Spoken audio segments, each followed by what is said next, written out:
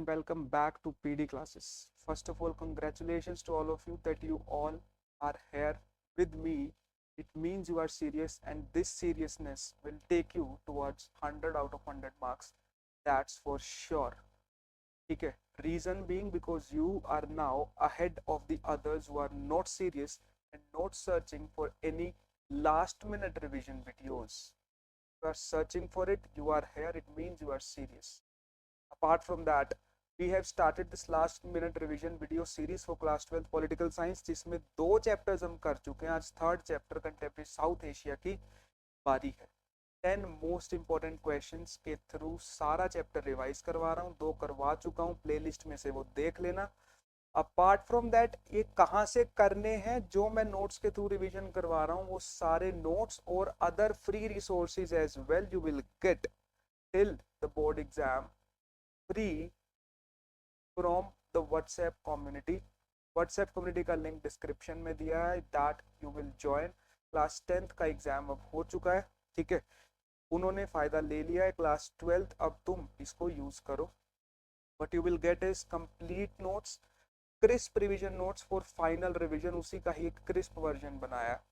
Full revision recordings, दोनों किताबों की अगर डिटेल्ड रिकॉर्डिंग्स चाहिए of every chapter, that is from my live zoom classes. ठीक है. फाइनल मैप क्वेश्चंस, उसके बाहर से मैप आएगा ही नहीं. जो जो मैप के पॉसिबल क्वेश्चंस हो सकते हैं वो सारे उसमें हैं. तो मैप की टेंशन खत्म. 4 नंबर वो पक्के. प्रैक्टिस एमसीक्यूज के 12 नंबर पक्के. प्रायोरिटी क्वेश्चंस की एक लिस्ट दी हुई है, वो भी तुम वहाँ पे देख सकते हो. तो that's how you will be able to score 100 on 100 in political science. तो एग्जाम 23rd मार्च को है. ठीक है. Only a few days are left now. ठीक है. Everything is for free apart from one thing, and that is the final test series which I launched on Republic Day 26 January को launch करी थी. ठीक है. At that time it was on offer 999. अभी फिर से क्योंकि एग्जाम पास में आ गया है तो I have उसका प्राइस अभी भी I have kept it to 999 only. ठीक है. क्लास 10th का आज एग्जाम था, the day when I am shooting this video, and every question from was from this test series. ठीक है. I will make a video on this as well, that how every question was from the test series and the notes. Now it's your turn class 12th. If you actually want to score a full 100, ठीक है, this test series is for you. हर chapter के 2 test होंगे, उस 2 test के बाहर से कुछ भी नहीं आएगा. टोटल चैप्टर से 30 test you will be getting. That's it. Let us start with the chapter that is contemporary South Asia. ठीक है. Before starting a little context, first of all, we started this book, Contemporary World Politics, with the first chapter, that is End of Bipolarity. ठीक है. End of Bipolarity, we understood that USSR तो भैया गया, disintegrate हो गया, पता लग गया हमें. USSR खत्म, बचा USA remained the only super power after 1991. उसको चेक करने के लिए next chapter we saw that whether there is a power to counter USA or not. So other centers of power, that is the contemporary centers of power, है कि नहीं कोई. Contemporary centers of power, we talked about various centers of powers like European Union or ASEAN and China. We talked about India-China relations as well. Apart from that, we talked about BRICS. We talked about Russia, not USSR but Russia and Israel as well. ठीक है. इन सारे countries की बात करिए. Also we talked about India as a center of power, whether India is a power that can dominate or challenge the USA's dominance. So these all things are something which we did. And now we are talking about, we'll be talking about the next chapter, that is contemporary South Asia.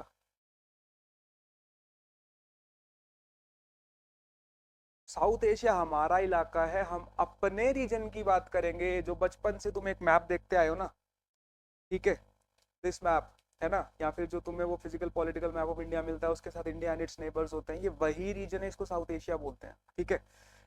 तो this is one thing. इसमें क्या scene है, whether is there any country in south Asia which can challenge USA or not. This is something which will see here. First topic, first of all topics, South Asia है क्या, what is south Asia, what all countries are there.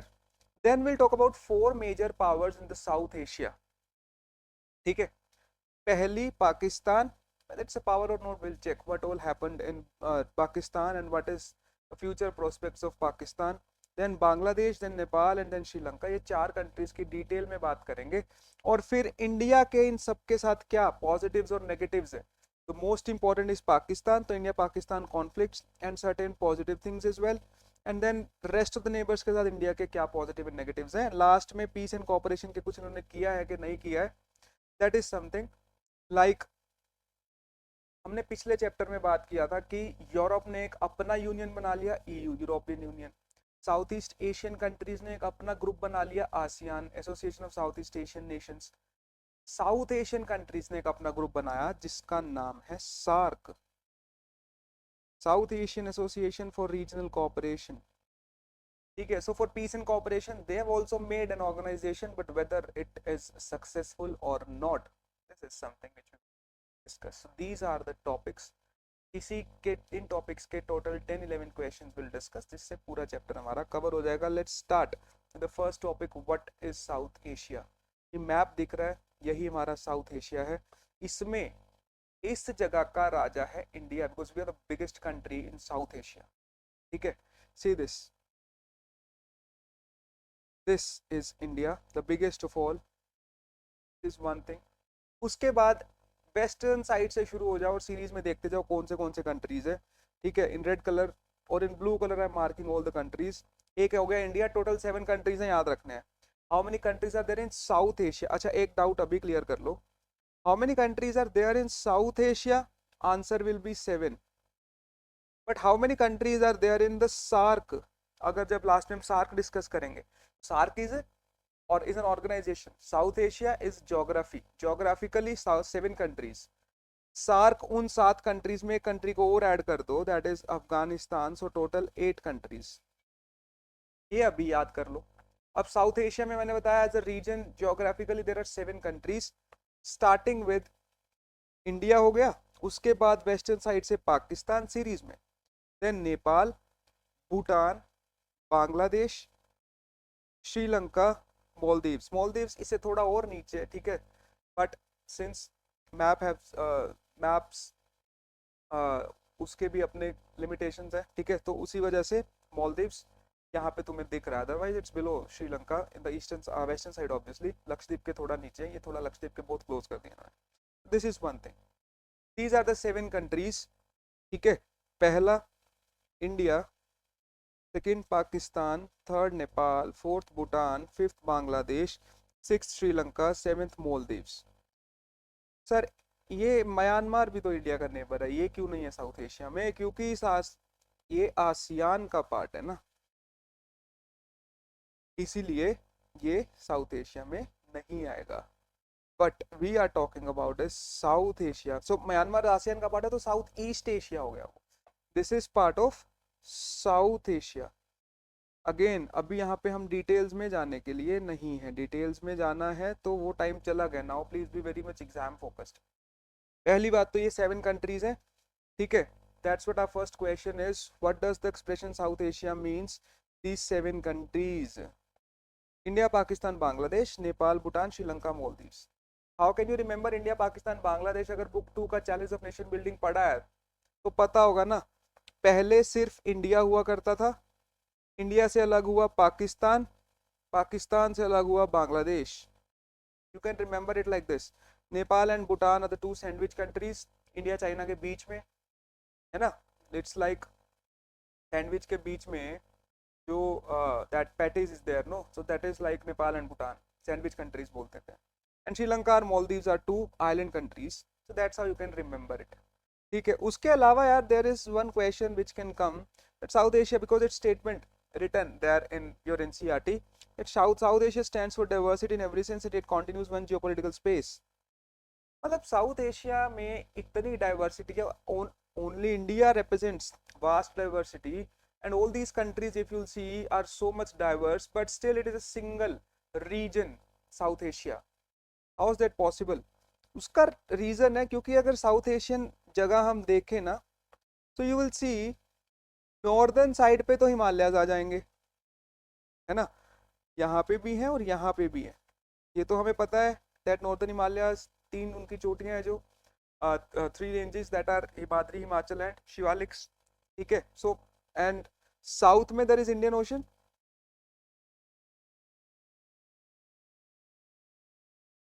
In east, if you'll see, there is Bay of Bengal.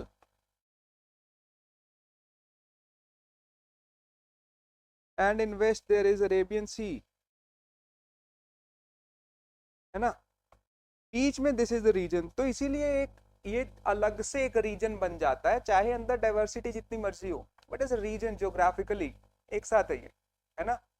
देखो ऊपर पहाड़, नीचे ocean, left and right again Arabian sea and bay of Bengal. This is one thing. ठीक है, यही बात यहाँ पे लिखी हुई है, just give it a read and it's done. ठीक है, that's it. And focus on the keywords, that's how you have to learn as well. Please understand, keywords पे फोकस करके लर्न करोगे then theory becomes easier to learn, otherwise लगे रहो, है ना.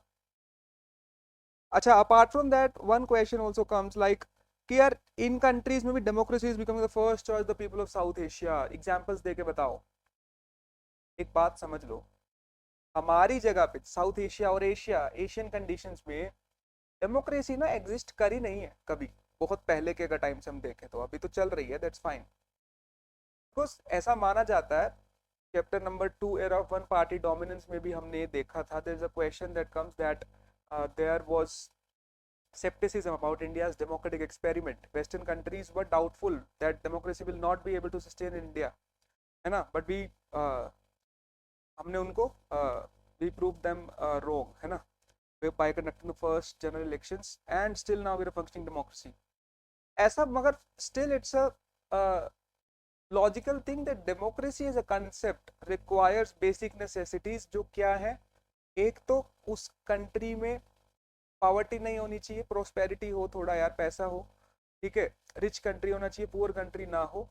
ठीक है, poverty will ultimately, poverty can not make anyone think beyond money. जब तक आप पैसे के बियॉन्ड नहीं सोचोगे then it's very easy for the politicians to lure people based on false promises of money, है ना.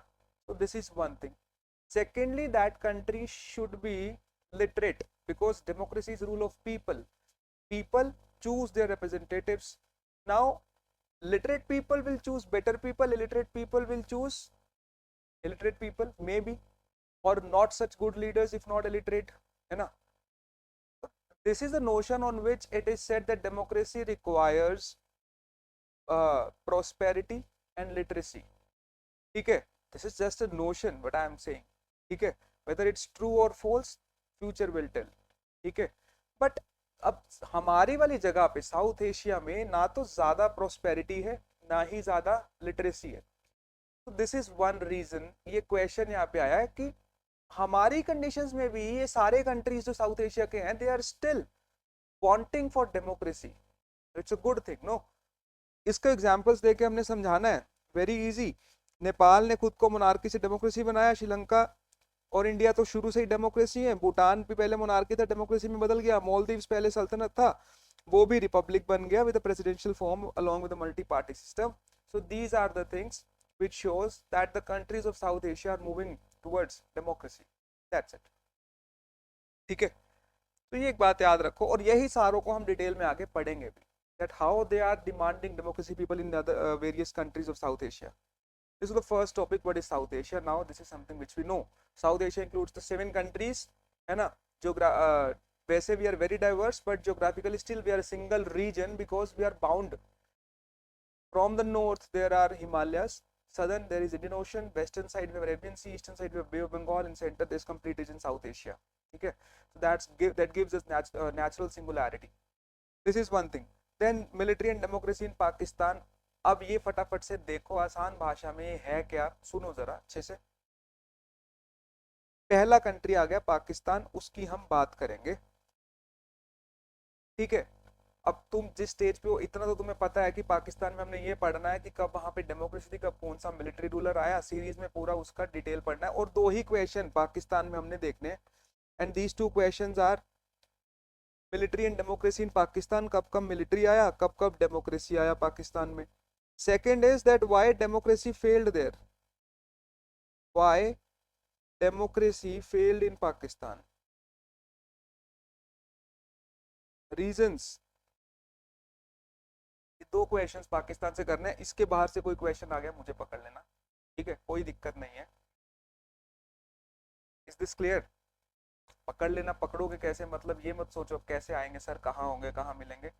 डोंट वरी यार, प्लीज डिफेम मी कि सर ने बोला था इसके बाहर से क्वेश्चन नहीं आएगा और आ गया, ठीक है ना, I am taking full responsibility of that, don't worry, ठीक है। विश्वास रखो यार, विश्वास रखते भी हो।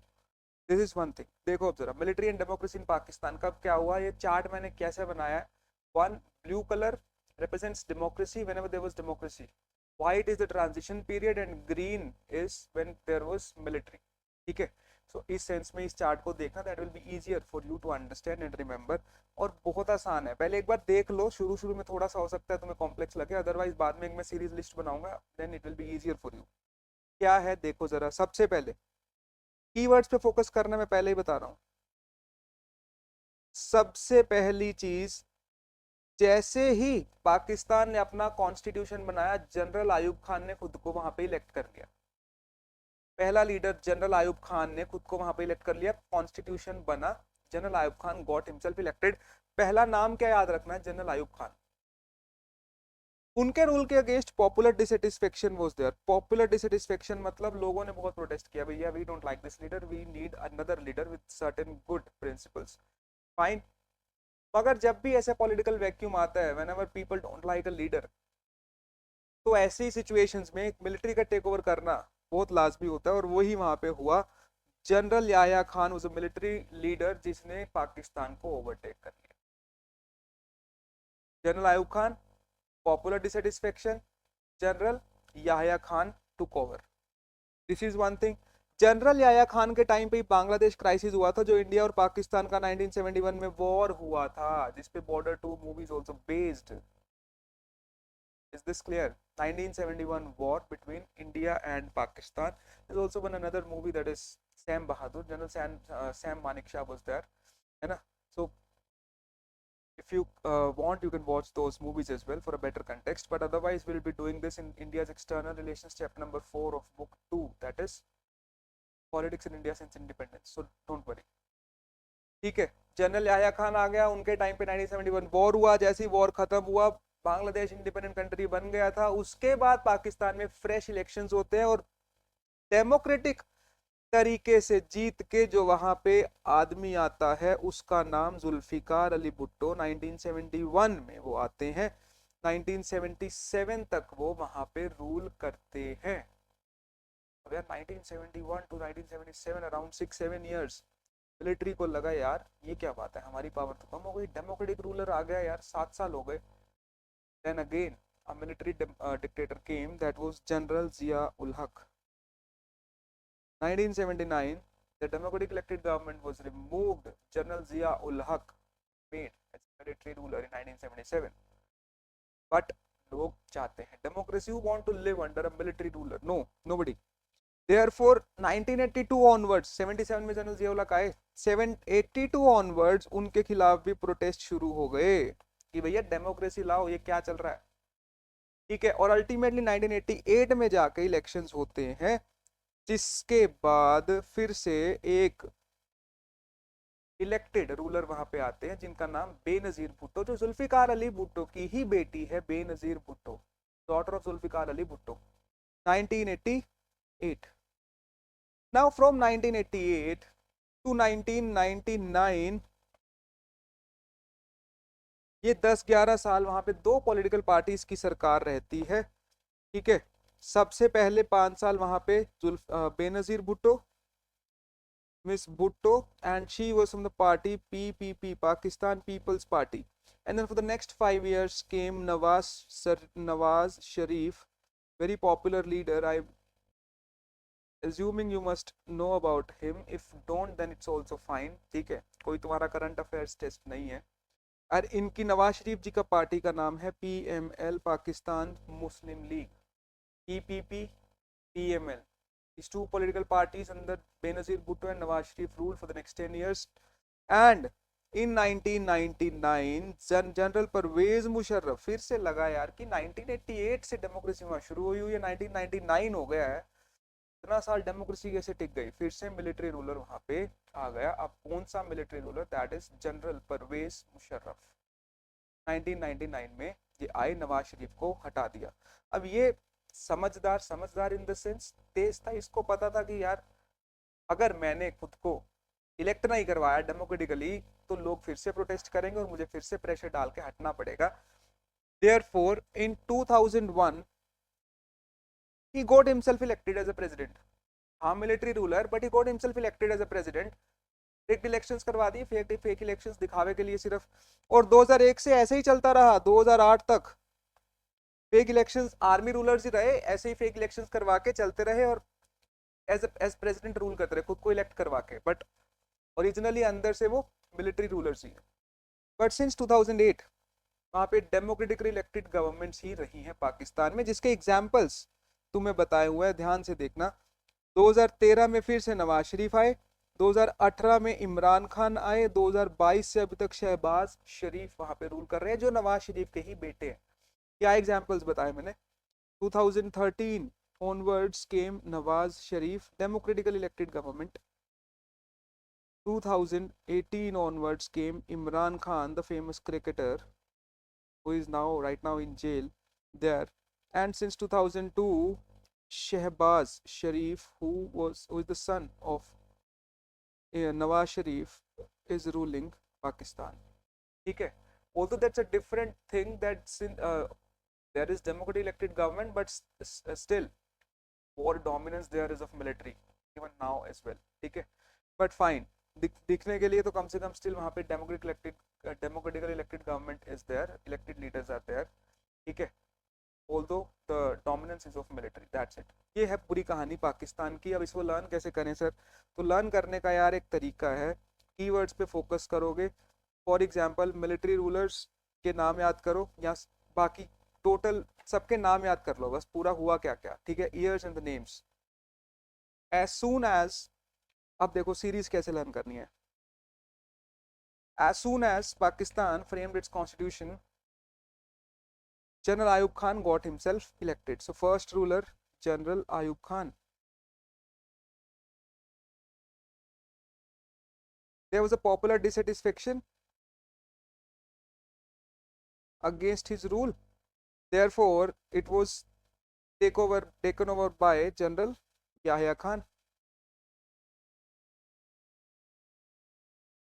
जनरल याया खान जी के टाइम पे 1971 बांग्लादेश क्राइसिस हुआ था, इंडिया पाकिस्तान वॉर। उसके बाद से फिर डेमोक्रेटिक इलेक्शंस होते हैं जिसमें जीत के कौन आता है, जुल्फिकार अली भुट्टो।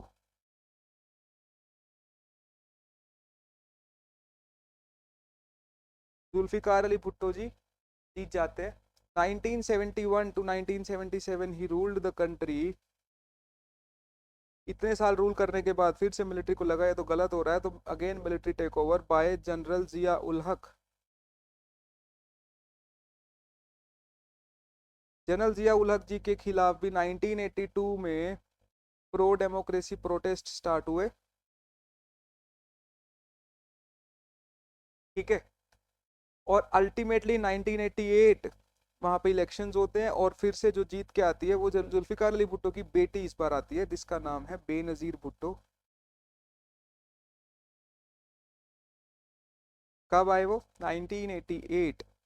1988 टू 1999 यही दो पार्टीज रहती है, दो पॉलिटिकल पार्टीज, एक बेनजीर भुट्टो जी की, इस पार्टी का नाम है पाकिस्तान पीपल्स पार्टी पीपीपी, और एक PML Pakistan Muslim League under the leadership of Nawaz शरीफ।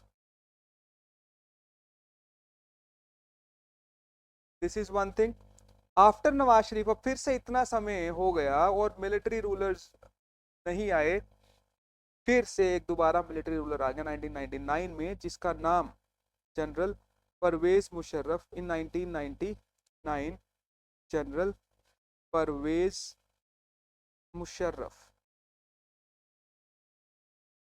ठीक है,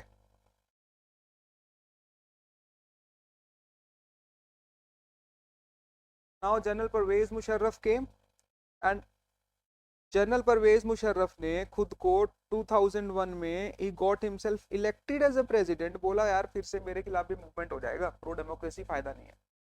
ठीक है, खुद को प्रेसिडेंट इलेक्ट करवा लिया through fake and rigged elections. 2008 तक यही चलता रहा, and since 2008 there have been democratically elected leaders, जिसमें जिसके एग्जांपल्स हम देखेंगे। 2013 Nawaz Sharif, 2018 onwards it was Imran Khan.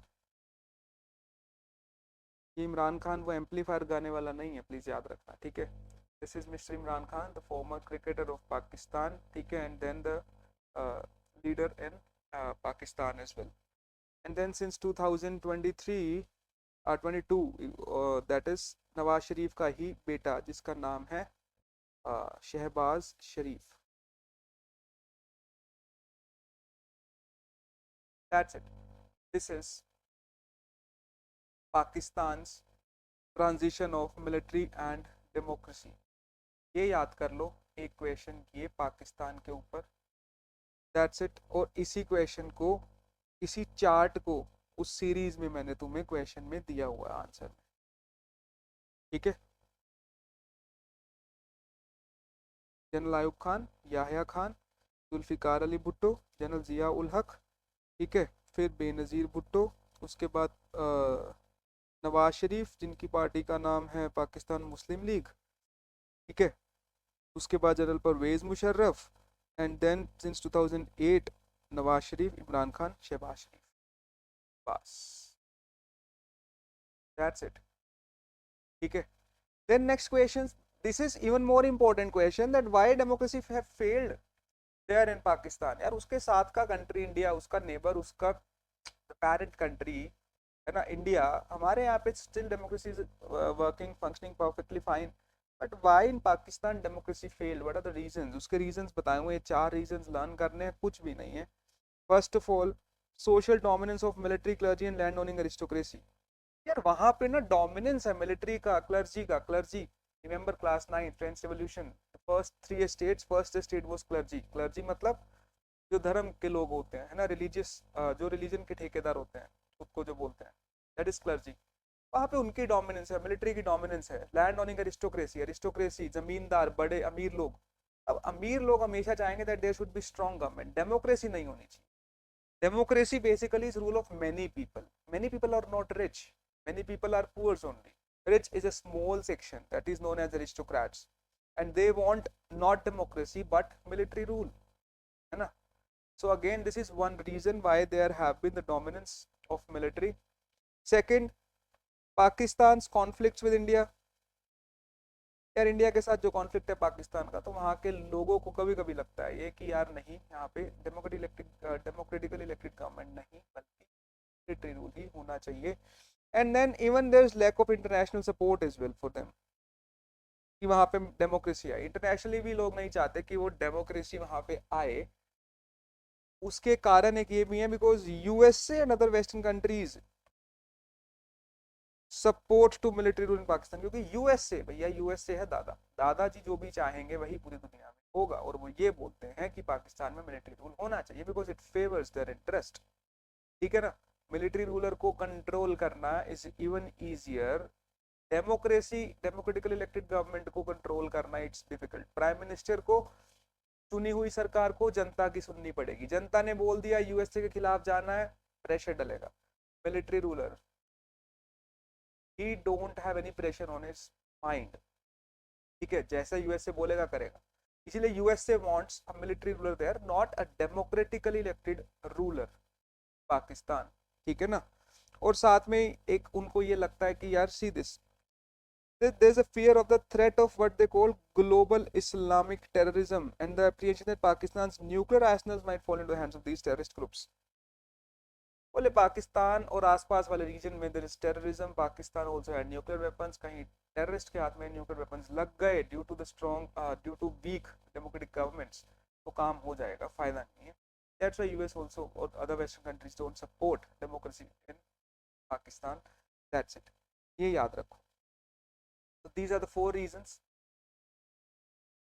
Military and democracy Pakistan में क्या क्या हुआ वो देख लिया, और ये 4 कारण वहां पे व्हाई डेमोक्रेसी फेल्ड देयर ये हमने देख लिया, दैट्स इट, ठीक है।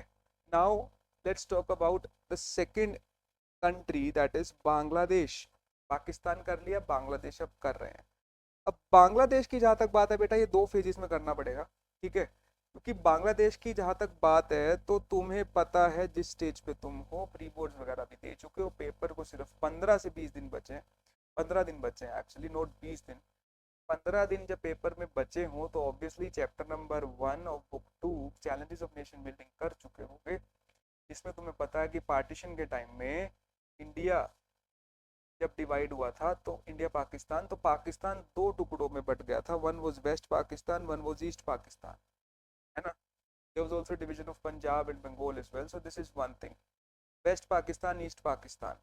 अब दो फेजेस में पढ़ना क्या है, सबसे पहला तो फेज ये है कि पहले तो बांग्लादेश बनेगा ना, Bangladesh as a country exist ही नहीं करता था before 1971। So from 1947 to 1971 struggle, वो कैसे कंट्री अलग कंट्री बने, पहली बात तो। And then the second phase from 1971 to present, कि वहां पे जब कंट्री वो बन गया, एक नेशन बन गया बांग्लादेश, उसके बाद वहां पे क्या पॉलिटिकल डेवलपमेंट्स हुई।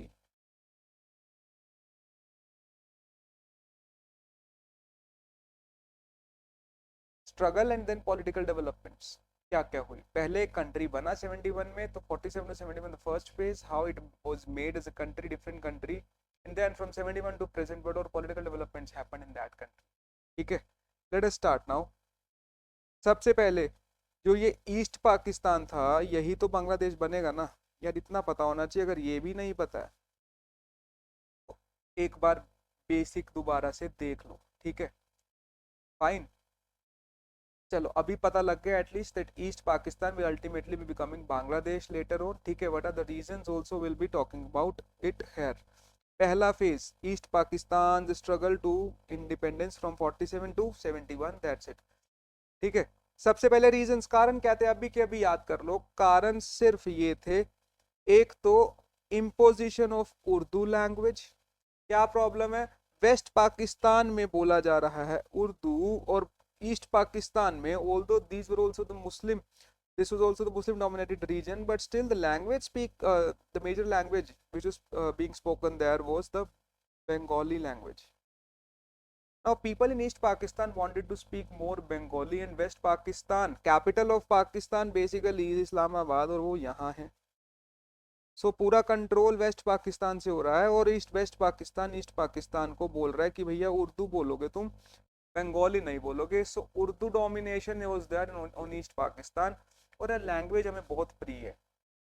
इंडिया में भी लैंग्वेज के बेसिस पे रीऑर्गेनाइजेशन हुआ है, remember linguistic reorganization of states, अलग अलग स्टेट्स बने, है ना। आज भी तुमसे कोई पूछता है दैट हु आर यू, तो पहली चीज जो तुमसे निकलती है वो तुम्हारी लैंग्वेज के बेसिस पे निकलती है, I am a Punjabi, I am a Tamil, है ना।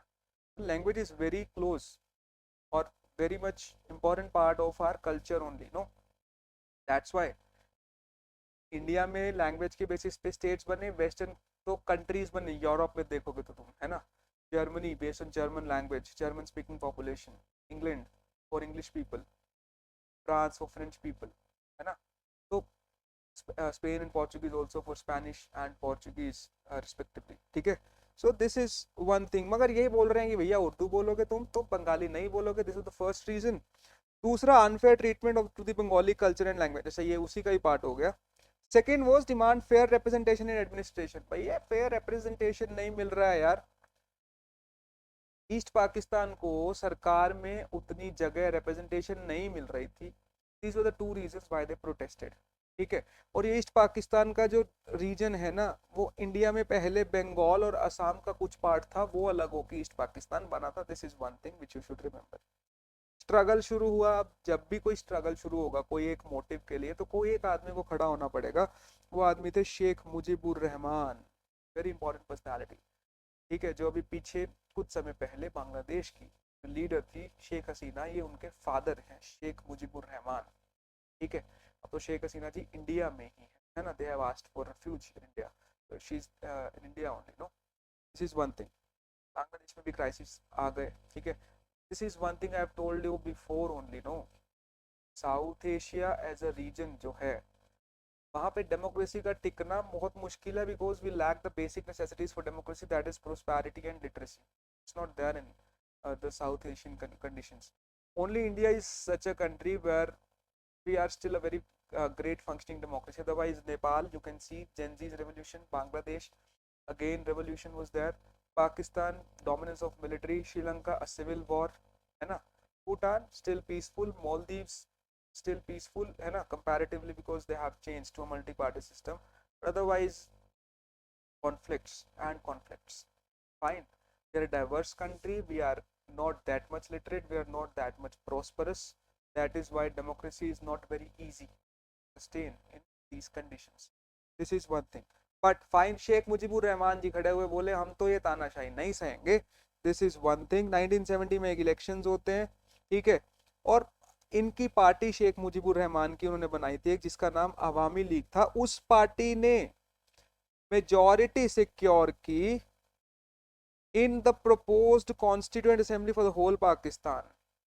पाकिस्तान, पूरे पाकिस्तान के लिए कॉन्स्टिट्यूएंट असेंबली बनानी थी. उसमें मेजॉरिटी किसको मिल गई? अवामी लीग को. उस समय जो लीडर थे वहां पे पाकिस्तान में, हमने अभी पढ़ा, that was general Yahya Khan. उनको गुस्सा आया कि यार ये तो गलत हो गया यार, मेरी डोमिनेंस या मेरी पावर कम हो जाएगी. अब पूरे ईस्ट पाकिस्तान में किसने ज्यादा वोट्स ले लिए? दैट इज मुजीबुर रहमान की पार्टी अवामी लीग. शेख मुजीबुर रहमान को कर लिया गया अरेस्ट. ठीक है, लोगों ने मूवमेंट करनी शुरू करी ईस्ट पाकिस्तान में कि भाई हमारे लीडर को अरेस्ट कर लिया, हमने तो उसको चुना है, इतने वोट्स दिए हैं. But still general Yahya Khan ने उस मूवमेंट को भी सप्रेस कर दिया. हजारों लोगों को मारा, कत्ल किया. Brutally that happened. फिर गवर्नमेंट ऑफ इंडिया को लगाया दैट इज अ टाइम, क्योंकि सी जो हमारा दुश्मन है, अगर दुश्मन के घर में ही कुछ फूट डल जाए, लड़ाई होना शुरू हो जाए, तो it's very easy to break them apart. No, कैसे? फॉर एग्जाम्पल, जो डोमिनेंट पार्ट हो दुश्मन वाली जगह पे, और जो अंडरडॉग्स हो, अंडरडॉग्स मतलब जो कुछ डिमांड कर रहा हूँ उनसे, उनकी लड़ाई हो गई आपस में, तो हम उसको सपोर्ट करते हैं कि इनका घर और टूट जाए और उनमें फूट डालने की कोशिश करेंगे, है ना. So this was the same strategy we adopted there as well. तो जो अवामी लीग और शेख मुजीबुर रहमान था, उनको हमने पूरा सपोर्ट किया फाइनेंशियली एंड मिलिटरली, दोनों तरीकों से. ठीक है, और अल्टीमेटली इंडिया पाकिस्तान के बीच में वॉर हो गया 1971 में, जिसमें हम जीत गए. एंड देन पाकिस्तान को हमने बोल दिया कि सर, सर तो नहीं बेटा, ठीक है, बदल दो खुद को, और पाकिस्तान से बांग्लादेश को एक अलग कंट्री बना दो. ईस्ट पाकिस्तान को बांग्लादेश बनाना पड़ेगा. ये imposition of that Bengali language नहीं चलेगा. That is it. ठीक है, और असली कहानी, even that general Sam Manekshaw was there and other leaders were also there, military commanders were there. Bangladesh वाली जगह ईस्ट पाकिस्तान में इंडिया ने उनके 90,000 सोल्जर्स को पकड़ लिया था और उनको सरेंडर करवा दिया था. ठीक है, और फोन किया उधर पाकिस्तानी लीडरशिप को कि बेटा क्या करना है, 90 के 90,000 को मार दे, गोली खत्म कर दे, या फिर ईस्ट पाकिस्तान को बांग्लादेश बना रहे हो, बता दो. That's how Bangladesh was created. And India, just imagine, we given back their 90,000 soldiers to them. ठीक है, respectfully with dignity. ठीक है, because we respect international norms, we respect, है ना, the rules of the game. जब बोला है कि या तो ये करेंगे या ये करेंगे, उन्होंने एक बात मान ली, तो हमने दूसरा उनको, जो उनके सिपाही थे, वापस दे दिए. That's it. ठीक है, this is one thing. So that's how Bangladesh was created in 1971. पहली बात. सेकेंड थिंग इज यार political evolution of Bangladesh. 1971 election, 1971 से लेके अभी तक वहां पे क्या क्या हुआ है. जैसे पाकिस्तान में पड़ा, कब मिलिट्री रूलर आया, कब डेमोक्रेटिक रूलर आया, यहाँ पे क्या क्या हुआ वो देखो अब जल्दी से. सबसे पहले तो बांग्लादेश को 1971 में इंडिपेंडेंस मिली, बेसिक चीजें, है ना. इंडिया पाकिस्तान में वॉर हुआ, उसके बाद फिर बांग्लादेश ने कॉन्स्टिट्यूशन बनाया नया, बड़ी बड़ी बातें लिख दी उसमें, सेक्युलरिज्म, डेमोक्रेसी, सोशलिज्म, बहुत बढ़िया, फाइन. मगर 1975 तक आते आते political science have a rule: power corrupts. Absolute power corrupts absolutely.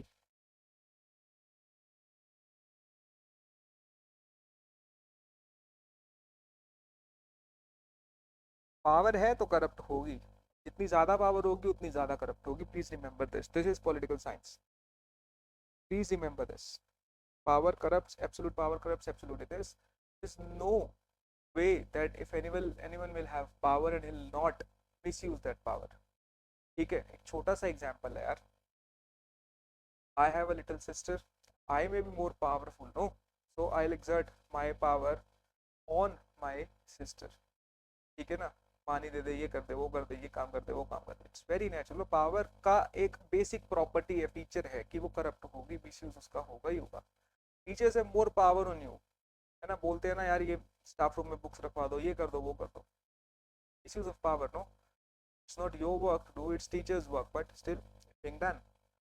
ठीक है, if a male has if husband is more power then the women have more power than the males, misuse of power, whoever will be more powerful it will be corrupted, that's it, please remember this.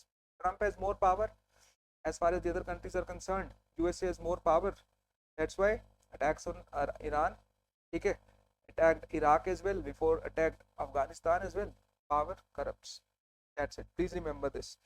Sheikh Mujibur Rahman को भी अब power मिल गई, सत्ता का नशा कैसे संभालें, क्या करें। 1975 में शेख मुजीबुर रहमान ने कॉन्स्टिट्यूशन बदल दिया और पार्लियामेंट्री फॉर्म ऑफ गवर्नमेंट से बदल के प्रेसिडेंशियल सिस्टम कर दिया।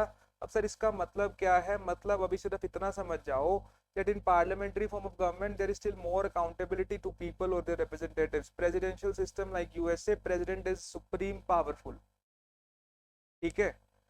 तो पहली काम तो वो कर दिया, और अवामी लीग जो उसकी पार्टी थी सिर्फ उसको छोड़ के बाकी सारी पॉलिटिकल पार्टीज को अबॉलिश कर दिया, बोले नहीं हमें कोई ओपोजिशन नहीं चाहिए, ठीक है। दूसरी बात, लोग वहां के डेमोक्रेसी को प्यार करते थे, क्या करते थे, जब जब कोई लीडर ऐसा काम करेगा उसको असैसिनेट कर दिया जाएगा। 1975 में जिस आदमी ने मेहनत करके बांग्लादेश को अलग करवाया, वही आदमी जब डिक्टेटोरियल टेंडेंसीज दिखाने लगा उसको मार दिया गया 1975 में। उसके बाद जो लीडर आते हैं न्यू, अब फिर मिलिट्री रूल आ जाएगा वहां पे, अगेन पॉलिटिकल वैक्यूम। जो लीडर आया उनका नाम Ziaur Rahman, general Ziaur Rahman, this was a military take over. Party उसने खुद की पार्टी बना ली बाद में, बांग्लादेश नेशनलिस्ट पार्टी। 1979 में इलेक्शंस करवा के वो जीत गया खुद से, मगर लोगों को पता था ये भी डिक्टेटोरियल टेंडेंसीज का ही आदमी है, उसको भी असैसिनेट कर दिया गया। और फिर आते हैं lieutenant general HM. Irshad, again a military ruler, ठीक है। लोगों ने डिमांड किया कि भैया डेमोक्रेसी चाहिए, 1990 में वो खुद ही स्टेप डाउन कर गए, उनको पता था कि लोग मुझे भी मार देंगे, it's better to step down, that is what happened. And since 1991 वहां पे representative democracy based on multi party system and elections are there, but NCERT update नहीं हुई है अभी तक। एनसीईआरटी में अभी तक यही दिया हुआ है, last year only, after last year और last to last year after protest there, अभी वहाँ पे इश्यूज अगेन हो गए थे, ठीक है। सो बट तुमने उतना ही याद करना है जितना एनसीईआरटी में दिया हुआ है, जो अभी आगे रिसेंटली हुआ है वो नहीं पूछा जाएगा, सो डोंट वरी, ठीक है। तो 1991 के बाद से वहाँ पे चीज़ें शांत है, ठीक है। Representative democracy, multi party system, elections proper हो रहे हैं। This was the political evolution of Bangladesh, ठीक है। एक बार फिर से देख लो फटाफट से भाई, 1975 में 1971 में बांग्लादेश बना, नया कॉन्स्टिट्यूशन बनाया, कॉन्स्टिट्यूशन में बड़ी बड़ी बातें कर दी, है ना, we are a democracy, we are a republic, या फिर we are a socialist country, secular country, fine. 1975 में मुजीबुर रहमान जी को क्या हुआ, उन्होंने पार्लियामेंट्री फॉर्म को ख़त्म करके प्रेसिडेंशियल सिस्टम कर दिया, सारी पार्टीज को ख़त्म करके सिर्फ एक अवामी लीग को अलाउ किया कंटेस्ट इलेक्शंस। लोगों ने उनको असैसिनेट कर दिया और नए लीडर आते हैं, नए लीडर का नाम अब क्या है वहाँ पे, that was general Ziaur Rahman. Ziaur Rahman ji अपनी पार्टी बनाते हैं, बांग्लादेश नेशनलिस्ट पार्टी, और 1989 में इलेक्शंस करवा के ये जीत जाते हैं, मगर लोगों ने इनको भी असैसिनेट कर दिया। और फिर एक नए लीडर आते हैं जिसका नाम जनरल एच.एम. इरशाद है। एच.एम. इरशाद भी एक मिलिट्री रूलर थे, मगर ये भी खास काम वहाँ पे नहीं कर पाए, 1990 में खुद ही स्टेप डाउन कर जाते हैं। सिंस 1991 वहाँ पे representative democracy proper with multi party elections चल रहा है।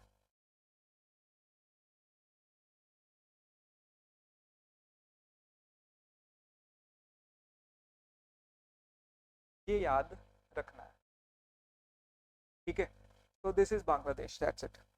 After that now let's come to, अच्छा उसी चीज को ना, ये दिया हुआ है, क्या कहते हैं, जो मैंने पीछे तो चार्ट्स थे ना, flow charts for better understanding, उस उन्हीं चार्ट्स को ये क्वेश्चन फॉर्मेट में दिया हुआ आंसर्स में, ठीक है, just give it a read, notes again you can get from the free resources WhatsApp community जो ज्वाइन करोगे रिसोर्सेज में मिल जाएगा, ठीक है, link is given there only, description में लिंक है, उसमें ही सारी चीज़ें मिल जाएंगी। Now let's talk about Nepal, ठीक है, नेपाल की बात करें, थोड़ा बड़ा चैप्टर है, will be more quicker now. वैसे तो एक एक हफ्ते में चैप्टर होने वाला है बेटा, अभी 1 घंटे में करना है तो थोड़ा तो जल्दी करना पड़ेगा ना। Now let's talk about Nepal. Nepal की जहाँ तक बात है तो यहाँ पे यार मिलिट्री का कोई पंगा नहीं था, यहाँ पे मोनार्की टू डेमोक्रेसी का इशू है। पहले मोनार्की थी, मोनार्की मतलब, अब अगेन इस डिटेल में भी नहीं जाएंगे, there is a video, search करोगे ना पीडी क्लासेस चैनल में ही, difference between monarchy, republic and democracy and dictatorship, ये चार चीजें क्या क्या है, what is the minor difference between all these things, so you will get to know, ठीक है। अभी इतना समझ लो, अभी जो बेसिक है डिटेल में नहीं जाऊंगा। Monarchy is where head of the state is not elected, ठीक है, हेड ऑफ द गवर्नमेंट होता है जैसे इंडिया में प्राइम मिनिस्टर है, हेड ऑफ द स्टेट होता है जैसे इंडिया में प्रेसिडेंट है, ठीक है। मगर अगर head of the state like president if it is not elected, like in Britain, वहां पे प्राइम मिनिस्टर तो इलेक्टेड है, प्रेसिडेंट नहीं है, वहां पे कौन है हेड ऑफ द स्टेट, राजा है, इलेक्टेड तो नहीं है, राजा का बेटा फिर राजा बनेगा या फिर बेटी बनेगी क्वीन, ठीक है। So that is not an elected position, so it is a monarchy. We are a republic where head of the state is also elected, ये बात याद रख लो, दैट्स इट। अब देखो monarchy and democracy Nepal, Nepal में कब क्या हुआ, ये क्वेश्चन इसका एक जरूरी है। नेपाल में क्योंकि इश्यूज चल भी रहे हैं, जेनजी रेवोल्यूशन हुई थी, तो it becomes important for CBSE boards 2026, ठीक है। क्या हुआ कब, अब ये जल्दी से देखो। अच्छा, जब यहाँ पे red and white, red and blue colours are there, red means monarchy is domination, king's domination, white is a transition phase and blue is again democracy, ठीक है, कि थोड़ा डेमोक्रेसी की तरफ जाने लगा है काम। What all things happened, see this. Nepal पहले एक हिंदू किंगडम हुआ करता था, हिंदू किंगडम मतलब कि यार राजा हुआ करता था एक, ठीक है। और फिर कुछ समय पहले वो एक कॉन्स्टिट्यूशनल मोनार्की बन चुका था, मॉडर्न टाइम से अगर हम बात करें पिछले 100-200 साल पहले, तो वो एक कॉन्स्टिट्यूशनल मोनार्की बन गया था, 100-200 भी नहीं, उसके बाद ही। अब कॉन्स्टिट्यूशनल मोनार्की क्या होता है कि राजा तो है, मगर राजा ने बोला कि ठीक है मैं तो रहूंगा, साथ में खड़ा तो गवर्नमेंट भी बना लेते हैं, पार्लियामेंट बना लेते हैं, जहां जिसमें एक प्राइम मिनिस्टर भी होगा, दैट्स फाइन, ठीक है। तो पार्लियामेंट भी है और राजा भी है, इसको कॉन्स्टिट्यूशनल मोनार्की बोलते हैं, जैसे ब्रिटेन भी है, ब्रिटेन में राजा भी है, प्राइम मिनिस्टर भी है, पार्लियामेंट है ना, पार्लियामेंट एंड प्राइम मिनिस्टर, और दूसरी side there is king, fine. वहां पे क्यों अच्छे से सिस्टम वर्क कर रहा है, क्योंकि वहां पे कॉन्स्टिट्यूशनल मोनार्की फंक्शंस बेस्ट जब राजा अपनी पावर को कम कर देता है। यहाँ पे राजा अपनी पावर्स कम नहीं कर रहा था, डोमिनेट कर रहा था, so there was a problem.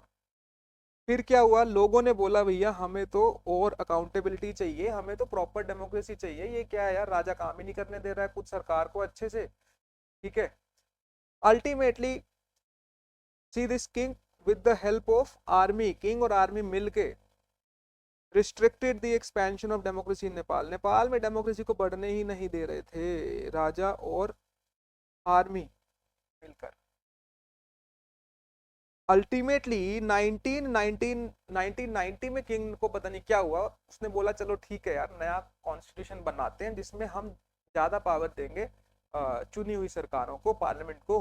But उसके बावजूद कुछ ऐसा हुआ नहीं, कहने की ही बात थी, but this was a thing that happened in 1990, क्योंकि लोगों ने बहुत मूवमेंट किया था, बट रिजल्ट कुछ आया नहीं। अब जब इतना परेशान हो गया एक कंट्री के लोग, तो 90s में वहां पे एक ग्रुप बहुत पॉपुलर हो गया, जो थे माओइस्ट्स। अबे माओइस्ट कौन होते हैं यार, I hope you know about the Mao Zedong, Mao Zedong के बारे में सबने सुना होगा, है ना। अबे माओइस्ट कौन होते हैं,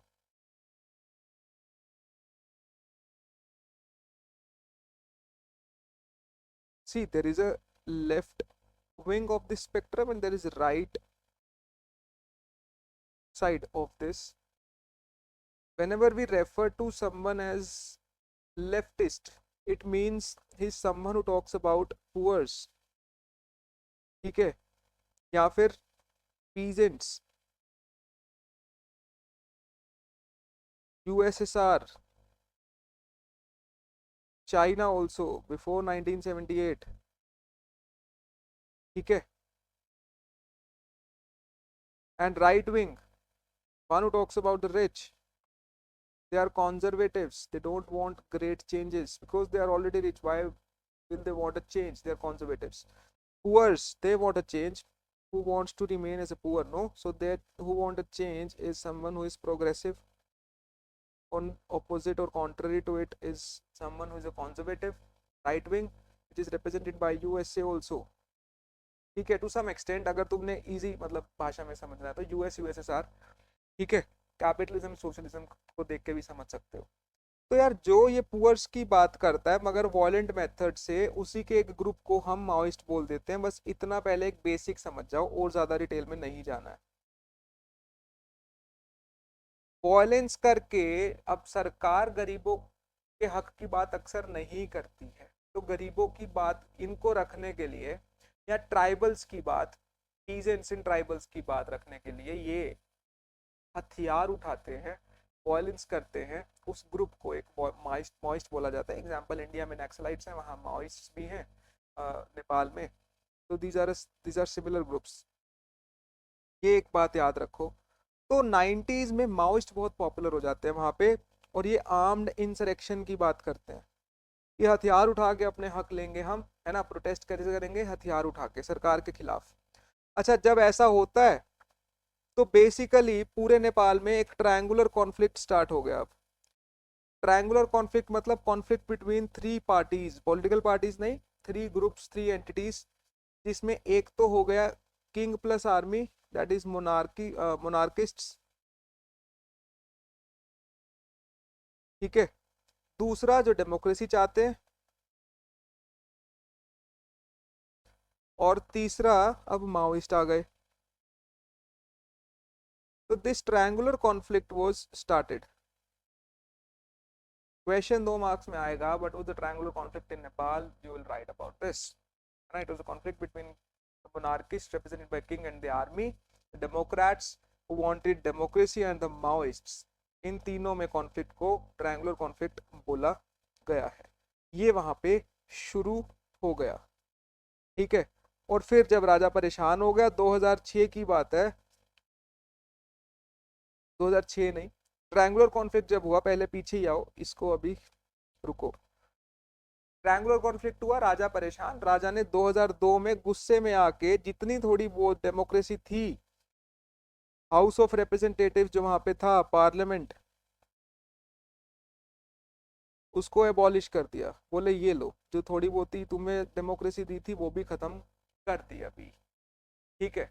मगर जनता ने 2006 में बहुत ज्यादा प्रोटेस्ट किए, प्रो डेमोक्रेसी प्रोटेस्ट हुए 2006 में बहुत ज्यादा, ठीक है। उसके बाद राजा को, किंग को, जो पार्लियामेंट को एबॉलिश कर दिया था, हाउस ऑफ रिप्रेजेंटेटिव्स को, house of representatives is like Lok Sabha of India, उसको वापस से रिस्टोर कर दिया। एबॉलिश कब किया था? 2002 में। रिस्टोर किया 2006 में, क्योंकि 2006 में बहुत ज़्यादा प्रो डेमोक्रेसी प्रोटेस्ट हुए थे राजा के खिलाफ कि भैया हमें डेमोक्रेसी चाहिए। 2006 में रिस्टोर कर दिया गया, ठीक है। राजा को प्रेशर, राजा के ऊपर डेमोक्रेटिक प्रोटेस्ट की वजह से प्रेशर पड़ा, उसने फिर से हाउस ऑफ रिप्रेजेंटेटिव्स को रिस्टोर कर दिया, ठीक है, जो 2002 में डिसॉल्व किया था। और ये जो प्रोटेस्ट हुए थे, ये नॉन वायलेंट मूवमेंट थी प्रॉपर, और इसको कौन लीड कर रहा था? ये तीन ग्रुप्स याद रखोगे, एमसीक्यूज में भी पूछा जाएगा। एक SPA 7 party alliance, one is Maoist and one is social activist, समाज सेवक होते हैं जो कुछ, और साथ में माओइस्ट, और SPA 7 party alliance wanted democracy, ठीक है। और फिर 2008 में ultimately, in 2008 Nepal formed a constituent assembly, draft the constitution for Nepal. Question आएगा, क्या क्वेश्चन आएगा? That when Nepal formed a constituent assembly, it is in 2008। 2008 में एक तो नेपाल ने कॉन्स्टिट्यूएंट असेंबली बना ली। कॉन्स्टिट्यूएंट असेंबली क्या होता है मुझे बताओ जरा। वो लोग जो कॉन्स्टिट्यूशन बनाएंगे ना यार, है ना। और उसी 2008 में ही नेपाल, पहले क्या था? अच्छा देखो जरा, नेपाल हमने पहले पढ़ा कि एक हिंदू किंगडम था, originally it was a Hindu kingdom. Hindu kingdom का मतलब है कि सिर्फ हेड ऑफ स्टेट और हेड ऑफ गवर्नमेंट, अगर दोनों पोजीशंस की हम बात करें तो हिंदू किंगडम का ये मतलब है कि हेड ऑफ द स्टेट है वहां पे किंग, और हेड ऑफ द गवर्नमेंट कोई है ही नहीं है। उसके बाद नेपाल क्या बन गया? Constitutional monarchy. कॉन्स्टिट्यूशनल मोनार्की का मतलब कि किंग तो है ही है, अब साथ में वहां पे एक पार्लियामेंट भी होगा, ठीक है, जिसमें एक प्राइम मिनिस्टर भी चुना जाएगा जो हेड ऑफ द गवर्नमेंट होगा। उसके बाद क्या बन गया ये कॉन्स्टिट्यूशनल मोनार्की से? In 2008 Nepal became a democratic republic like India. Democratic republic का मतलब होता है कि now there is no king, बल्कि हेड ऑफ द स्टेट भी जो होगा अगर कोई, वो भी इलेक्टेड होगा, and there is head of the government, वो तो है ही है, पार्लियामेंट। ठीक है, यहाँ प्राइम मिनिस्टर या प्राइम मिनिस्टर के अलावा जो भी वहां पे होगा that will be there, parliament तो है, डेमोक्रेसी भी है, रिपब्लिक भी है।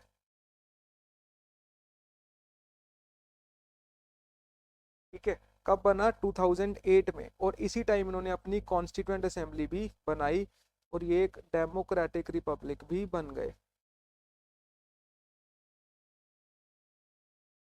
ठीक है, और कॉन्स्टिट्यूएंट असेंबली ने अब बनाना था कॉन्स्टिट्यूशन, ये काम उन्होंने 7 साल लगा के पूरा किया, 2015 में जाके उनका नया कॉन्स्टिट्यूशन बना। ठीक है, ये दो डेट्स, ये 2 साल याद रखने हैं। तो new constitution they adopted in 2015, that's it. ठीक है, दिस वाज नेपाल। ये इस पे क्वेश्चन आएगा जिसको चार्ट को ही यहाँ पे एक्सप्लेन किया हुआ है। इसके अलावा यार एक और question which in NCERT question and it's very important, even more important the previous one, कि नेपाल की डेमोक्रेसी को क्या चैलेंजेस हैं, एंड हमें see as a political science, political science के you are students, I am also student learning more and more things daily, है ना, day by day, है ना, by certain other resources as well. तो हमें पहले से पता है यार, पॉलिटिकल साइंस डिपार्टमेंट वाले लोगों को ये सब पता है कि नेपाल में इश्यूज आने थे, क्योंकि चैलेंजेस हमने पढ़े हैं कि नेपाल में कुछ चैलेंजेस आएंगे, और वो आए भी। लास्ट ईयर जेंजी रेवोल्यूशन हुआ, वहां पे जेंजी प्रोटेस्ट हुए भी, है ना। आज के दिन जब मैं बता रहा हूँ तो आज ही वहां पे एक नए इलेक्शंस भी हुए वहां पे, और एक नया वहां पे एक लीडर आ गया, जैसे यंग लीडर, तो उन्होंने सारे ओल्ड लोगों को नकार दिया, जो वहाँ पे पुरानी गवर्नमेंट भी थी, ठीक है, उनको भी हटा दिया। ठीक है, केपी ओली जी के ग्रुप एंड अदर्स ऑल्सो, तो वो सब हट गए अभी, है ना। जेंजीज ने रेवोल्यूशन किया था, तो कुछ नए यंग लोगों को ही अब उन्होंने भी चुना है इस बार। ठीक है, तो even the new prime minister is also young person again there in Nepal now. ठीक है, बट प्रॉब्लम आई थी ना पहले, तो हमें पता था, क्योंकि हमें पता है कि यार नया कॉन्स्टिट्यूशन बना है, इतना आसान नहीं है, whether it will be good or not, it is something which time will tell। अच्छा, चैलेंजेस, 3 चैलेंज देखो क्या क्या चैलेंजेस नेपाल की डेमोक्रेसी को। पहली बात तो यार, वहां पे यार राजा रूल करता था 2008 तक। अब लोगों को ये विश्वास दिलाना वापस से कि यार गवर्नमेंट जो है वो भी उसी तरीके से रूल करेगी जैसे राजा रूल करता था, मतलब यार, मतलब ठीक है, किंग या मोनार्की के रूल में बहुत सारे इश्यूज हो सकते हैं, मगर लोगों को आदत हो जाती है, एंड किंग्स को वो एज गॉड समझने लग जाते हैं, या फिर अपने पेरेंट्स समझने लग जाते हैं, है ना, फैमिली की तरह वो हो जाता है काम। अब डेमोक्रेटिक इलेक्टेड गवर्नमेंट को वही विश्वास दिलाना, that will also be ruling like same, don't worry, so that to generate that confidence was a challenge first among the masses there. And then threat from Maoist, भाई Maoist तो लड़के अपने हक लेने की बात करते हैं, तो स्टिल दे आर देयर, है ना। And one is whether the new constitution would stand out the aspirations of the people or not, जो नया कॉन्स्टिट्यूशन बना है वो लोगों की एस्पिरेशंस पर खरा उतरेगा कि नहीं, ये भी एक देखने वाली बात थी, जो एक्चुअली लास्ट ईयर प्रूव भी हो गया कि हाँ इश्यूज तो हैं। बट सी फाइन, अभी तो पीसफुल ट्रांजिशन ऑफ पावर हो चुका है एज ऑफ नाउ। ठीक है, लास्ट ईयर तो बहुत इश्यूज हुए थे, बट अब अगेन गवर्नमेंट आ चुकी है, तो दैट्स फाइन, और होपफुली कंडीशंस अब सही ही रहे नेपाल में, but this was a challenge, that's it, 3 challenges to Nepal's democracy। ठीक है, ये हो गया नेपाल। अब बात करते हैं फटाफट से श्रीलंका की। ठीक है, श्रीलंका यार क्लास 10th में भी तुम पढ़ के आए हो, तो बहुत ज्यादा इसमें वो है नहीं है। Class 10 power sharing first chapter था ना जो, वही सारी बातें रिपीटेड आर ऑल देयर। ठीक है, अगेन इस पे let's not waste the time when you read it, no so you get to know कि क्या चीज़ है, क्योंकि 10th में पढ़ा है तुमने। बट अगेन जो मेन पॉइंट्स तुमने नहीं पढ़े होंगे वो मैं बता देता हूँ। बेसिक चीज़ जो पता है तुम्हें, एक तो वही है सिन्हाला कम्युनिटी वहाँ पे ओरिजिनल, वहाँ के जो लोग हैं वो बोलते हैं कि यहाँ पे तमिल्स को कोई कंसेशंस नहीं मिलने चाहिए, कोई बेनिफिट्स खास नहीं मिलने चाहिए, because Sri Lanka originally belong to Sinhalas, Sinhala population. ठीक है, वो बोलते हैं कि तमिल लोग तो इंडिया से आए हैं, तमिलनाडु से आए हैं, तमिलियंस ओरिजिनली, क्योंकि जब ब्रिटिश श्रीलंका में भी या वेस्टर्न कंट्रीज श्रीलंका में रूल करते थे तो उनको प्लांटेशन वर्कर्स चाहिए थे, तो Tamil people went there in Sri Lanka and they got settled there only, that's how Tamil also reached there. ठीक है, बट अभी लोग ये बोलते हैं कि सिन्हाला लोग कि वहाँ पे तमिल्स को कुछ ज़्यादा कंसेशंस नहीं मिलने चाहिए, Sri Lanka belong to Sinhala population, यही वहाँ पे प्रॉब्लम भी है। और श्रीलंकन गवर्नमेंट ने भी वहाँ पे सिन्हाला लोगों को ही ज़्यादा सपोर्ट भी किया मीनवाइल। तो जब ऐसा हो जाएगा तो एक ग्रुप आइसोलेटेड फील करेगा तमिल्स कि हमारे साथ गलत हो रहा है, वो ठीक करने के लिए फिर वो भी हथियार उठा लेंगे। तो वो मिलिटेंट नेशनलिज्म शुरू हो गया वहाँ पे। मिलिटेंट मतलब उन्होंने हथियार उठा लिए और बोला कि अब हमें अपना देश बनाना है अलग। ठीक है, अ सेपरेट तमिल इलाम, तमिल इलाम मतलब a separate country for the Tamils, this is one thing. अच्छा, इसमें एक बात याद रखोगे, श्रीलंका को ना 1948 में इंडिपेंडेंस मिलती है। ठीक है, दैट्स इट। और उसके अलावा श्रीलंका को सिलोन भी बोला जाता था पहले। Sri Lanka as a country was previously known as Ceylon. ये एमसीक्यूज के लिए याद रखोगे, क्योंकि क्रोनोलॉजी में क्वेश्चन आ सकता है। India got its Pakistan got its independence in on 14th August 1947। India 15th August 1947। Sri Lanka 1948। China 1949, है ना। तो ऐसे क्रोनोलॉजी में लगाने के लिए आ सकता है देयर, अच्छे से नोट्स कर लोगे तो कुछ बचेगा नहीं। ठीक है, अच्छा, separate Tamil Ilam, Tamil Tamil separate Tamil country बनाने के लिए उन्होंने फिर एक ऑर्गेनाइजेशन भी बनाई। वो ऑर्गेनाइजेशन का नाम था LTTE, liberation tigers of Tamil Ilam, liberation tigers of Tamil Ilam. ठीक है, वेरी ब्रूटल ऑर्गेनाइजेशन। ठीक है, मतलब whether the pose may be right but use of violence, I don't know whether it's justified or not, it's up to you to decide. It's fine for you if you accept that, or it's again fine if you don't accept that। ठीक है, फिर India का क्या role रहा यार, देखो तमिल लोग हैं वहां पे जो परेशान थे। इंडिया में भी तमिल पॉपुलेशन है तमिलनाडु में।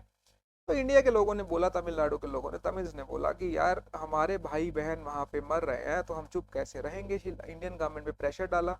राजीव गांधी जी उस समय के प्राइम मिनिस्टर थे। राजीव गांधी जी ने क्या किया, इंडिया की कुछ फोर्सेस वहां पे भेज दी 1987 में। याद रखना 1987 में इंडिया ने पीस कीपिंग फोर्सेस वहां पे भेज दिए। Indian peace keeping force IPKF वहां पे भेजा 1987 में। ठीक है, मगर कुछ सही तो क्या होना था, वहां जाके LTTE से ही इनकी लड़ाई शुरू हो गई।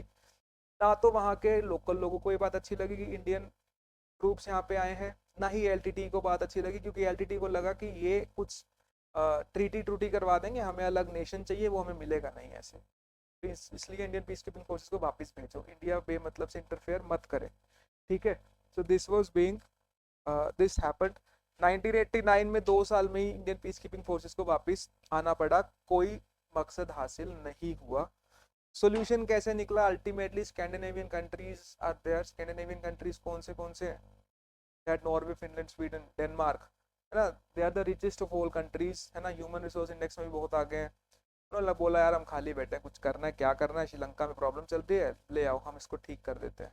ठीक कैसे करते हैं, मतलब जो भी स्टेक होल्डर है सबको टेबल पे बुला के 2009 में अल्टीमेटली LTTE खत्म हो गया, वैंक्विश हो गया, उसके लीडर को मार दिया गया था। And that's how Sri Lankan civil war came to an end. But still वहां पे तमिल्स की हालत अच्छी है या नहीं, it's again debatable question as of now also. ठीक है, so this is one thing. ठीक है, इसी बात को यहाँ समझाया हुआ है क्वेश्चंस में, जो चार्ट में लिखा है वही सारी बातें। सबसे पहली बात इंडिया का रोल, तो इंडिया के रोल वाला पार्ट है जो ये वाला। ठीक है, वो पार्ट ये लिखा है इंडिया का क्या रोल था। अच्छा, क्या क्या एनसीईआरटी क्वेश्चन है, that who are the stakeholders या फिर प्रिंसिपल प्लेयर्स। तो एक सिंहाला कम्युनिटी, एक तमिल कम्युनिटी है इस कॉन्फ्लिक्ट में। रेजोल्यूशन कैसे निकल सकता है, अगर श्रीलंका के लोग, श्रीलंकन गवर्नमेंट वहां पे मान जाएगी, तमिल लोगों को कुछ एक्स्ट्रा दे दे। यार घर में अगर दो बच्चे हैं, एक को ज्यादा प्रेम करोगे, एक को कम प्रेम करोगे, तो जिसको कम प्रेम करोगे बोलेगा मुझे तो अलग होना है ना, मैं घर छोड़ के जा रहा हूँ। उसको रोकने के लिए क्या करना पड़ेगा, उसके लिए कुछ एक्स्ट्रा एफर्ट्स करने पड़ेंगे।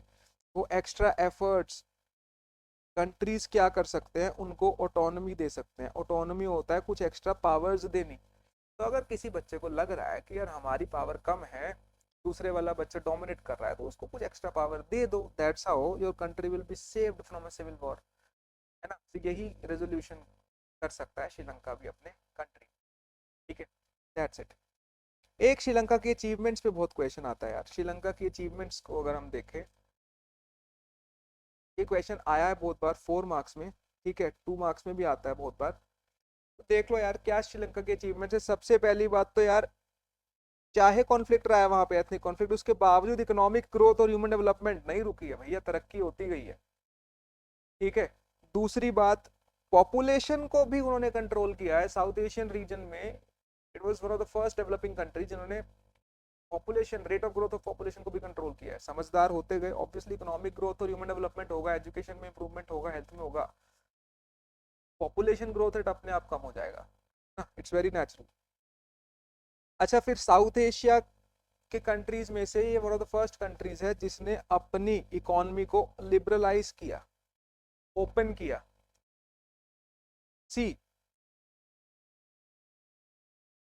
चलो चाइना तो साउथ एशिया में नहीं है, बट चाइना ने भी 1978 में किया, let's say open door policy, है ना।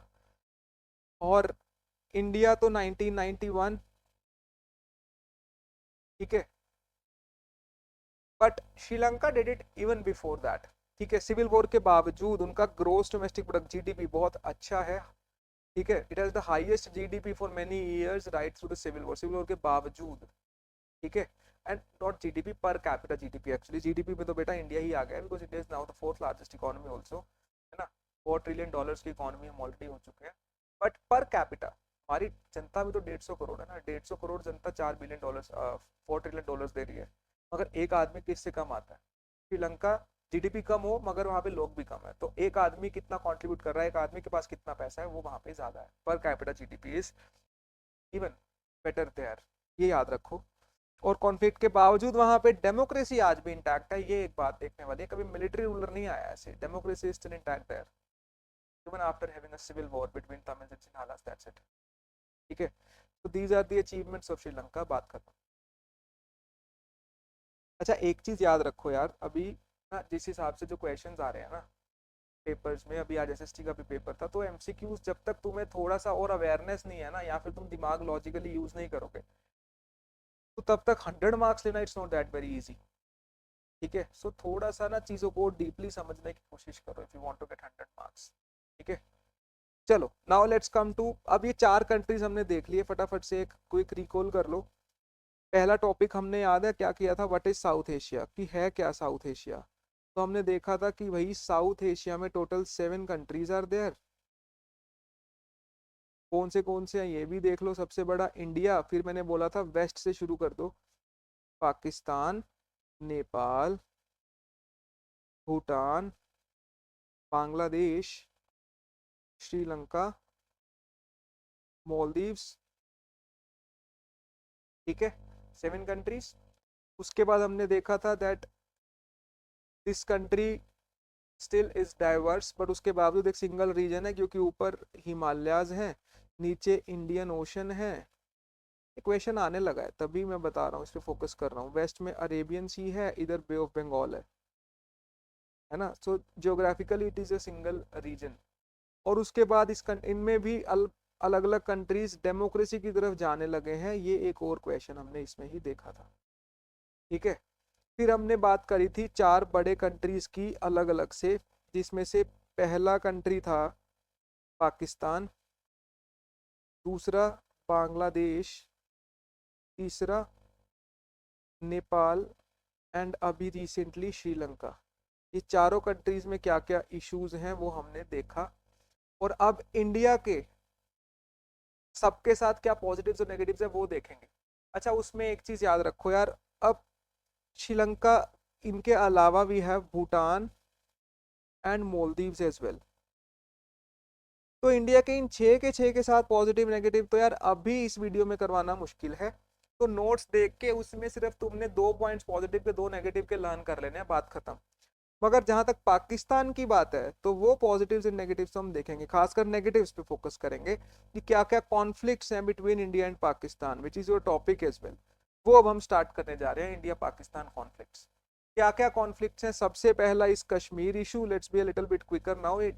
अच्छा, जैसे तुम्हें नोट्स में दिया हुआ है ना, आंसर राइटिंग ऐसे ही करना है। हेडिंग्स दिख रहे हैं, कीवर्ड्स अंडरलाइन कर देना, जो मैंने बोल्ड किया तुमने अंडरलाइन कर देना है पेंसिल से, ठीक है। कश्मीर इशू, कश्मीर को लेके इशू है। अब ये वाला जो पूरा पार्ट है वो एक्सटर्नल रिलेशंस चैप्टर में हम डिस्कस भी करेंगे, इंडिया एक्सटर्नल रिलेशंस, ठीक है। 4 वॉर्स हो चुके हैं यार इंडिया और पाकिस्तान के बीच में, 47 48 में, 65 में, 71 में और एक 1999 में, ठीक है, कारगिल वॉर, ठीक है। और कश्मीर को पाकिस्तान कंट्रोल करना चाहता है, ठीक है। और पाकिस्तान ने ऑक्यूपाई किया भी हुआ है 1947-48 में, पाकिस्तान को आधे को उन्होंने, कश्मीर ने कश्मीर को कंट्रोल कर भी लिया था। If you will see this, let's say this is our Kashmir. उसमें से ये रीजन और ये रीजन, ये पूरा is actually occupied by Pakistan, which is also known as POK, Pakistan occupied Kashmir, ठीक है। So please remember this, and this they occupied during 1947-48, जो एक प्रॉक्सी वॉर हुआ था, not a full scale war but एक छोटा वॉर था, where armies were not directly involved. That is why it is known as proxy war. Why I am not focusing much on this, because this is something which we'll discuss in India's external relations, chapter 4 of book 2. Don't worry, ठीक है। तो पाकिस्तान ने पहले ही Kashmir occupy किया हुआ है यार, है ना। तो उसको लेके कुछ प्रॉब्लम्स हैं, और भी वो लेना चाहता है, और जबकि it's part of India only, है ना। They have claim that POK, but we know that it's part of India, that's it, ठीक है, दैट्स इट। अच्छा, एक और चीज अभी देख लो, जो ये वाला पार्ट है, this is actually occupied by China, जिसको अक्साई चीन बोलते हैं हम, ठीक है। सो इंडिया के पास जो अभी कश्मीर का पोजीशन है वो दिस इज विद इंडिया, ठीक है, दैट्स इट। और इसमें ये Jammu Kashmir and this is Ladakh, ठीक है, दैट्स इट। कश्मीर इशू के अलावा 2 स्ट्रेटेजिक इश्यूज हैं। स्ट्रेटेजिक इश्यूज में एक सियाचिन ग्लेशियर मान लो और एक आर्म्स मान लो, बट इस सियाचिन ग्लेशियर, मोदी जी बार बार बोलते हैं सियाचिन पे हमारे जवान खड़े हैं, तो सियाचिन है क्या? सियाचिन इंडिया का नॉर्दर्न मोस्ट पार्ट है, जो हम पॉइंट है जो हम कंट्रोल करते हैं, ये वाला जो पॉइंट है ना, दिस इज, यहाँ पे एक सियाचिन ग्लेशियर है, और ये नॉर्दर्न मोस्ट पॉइंट है which is controlled by India, and it is very strategic very strategic location. See, either there is China, either there is ऊपर अफगानिस्तान भी है, इधर पाकिस्तान भी है, ठीक है। यहाँ पे POK भी है, यहाँ पे अक्साई चीन है, कंट्रोल्ड बाय चाइना। तो सियाचिन ग्लेशियर को कंट्रोल करना is very important and very difficult also, very tough terrain is there, -60 degrees also the temperature went at that extreme. वहाँ पे बहुत मुश्किल है ना। फ्रिज का भी टेम्परेचर -5, 10, 15 होता है, और वहाँ -60, so it's very difficult. Then arms race का मतलब है हथियारों की होड़ लगी हुई है। इंडिया ने न्यूक्लियर वेपन्स बनाए, पाकिस्तान ने बना दिए ना। और इसमें तुमने लर्न क्या रखना है for MCQ point of view, कि इंडिया ने 1998 में न्यूक्लियर एक्सप्लोजन किया पोखरन में, और कुछ ही दिनों बाद पाकिस्तान ने न्यूक्लियर टेस्ट किया चगाई हिल्स में। पूछा क्या जाएगा? पहली बात तो अब देख लो, अभी कर ही रहे हैं तो ये याद रख लो, पहले भी मैंने डिस्कस किया है, इंडिया ने 2 न्यूक्लियर टेस्ट किए हैं। पहला न्यूक्लियर टेस्ट किया था 1974 में, ठीक है, that was known as Pokhran 1। Pokhran is a place in Rajasthan जहां पे हम न्यूक्लियर टेस्ट करते हैं, ये भी याद रखो, पोखरण मूवी भी है, वो मूवी भी देख सकते हो। पोखरण 1 ऑपरेशन का नाम था ऑपरेशन स्माइलिंग बुद्धा,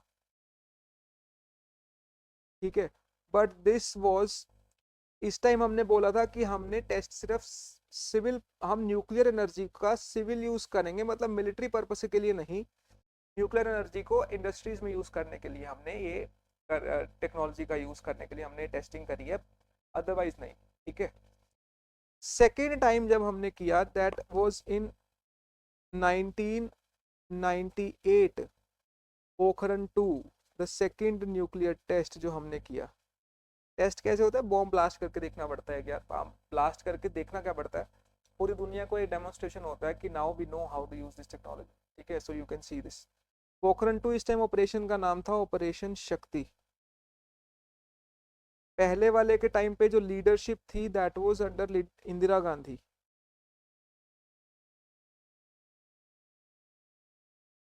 और second time leadership was with Atal Bihari Vajpayee ji, ठीक है। और इस टाइम तो हमने साफ साफ बोल दिया कि this is not for the peaceful purposes, ये तो हमने बनाए ही मिलिट्री यूज के लिए है। अब तो बेटा बच के रहो, बच के क्या रहो, we don't have first use policy, but वो अलग बात है। 1998 में हमने बोला कि this is for military use, ये याद रखना है। और हमें देख के कुछ ही दिनों के बाद पाकिस्तान ने भी न्यूक्लियर अटैक किया। हम कहाँ पे करते हैं टेस्टिंग, पोखरण में। उन्होंने भी 1998 में ही किया, मगर वो टेस्ट जहाँ करते हैं उस जगह का नाम है चगाई हिल्स, और ये पूछा जाएगा एमसीक्यूज में, फिर मत बोलना बताया नहीं, आया है, दिख रहा है। This is one thing which you need to remember to this arms race question. And then there is aiding separatist movements. What is this separatist movement को एड करने वाली बात। अब ये भी एक सुन लो चीज, यार हर एक, India and Pakistan are like joint families.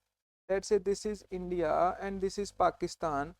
हमने फर्स्ट क्वेश्चन में ही पढ़ा था that south Asia represents diversity.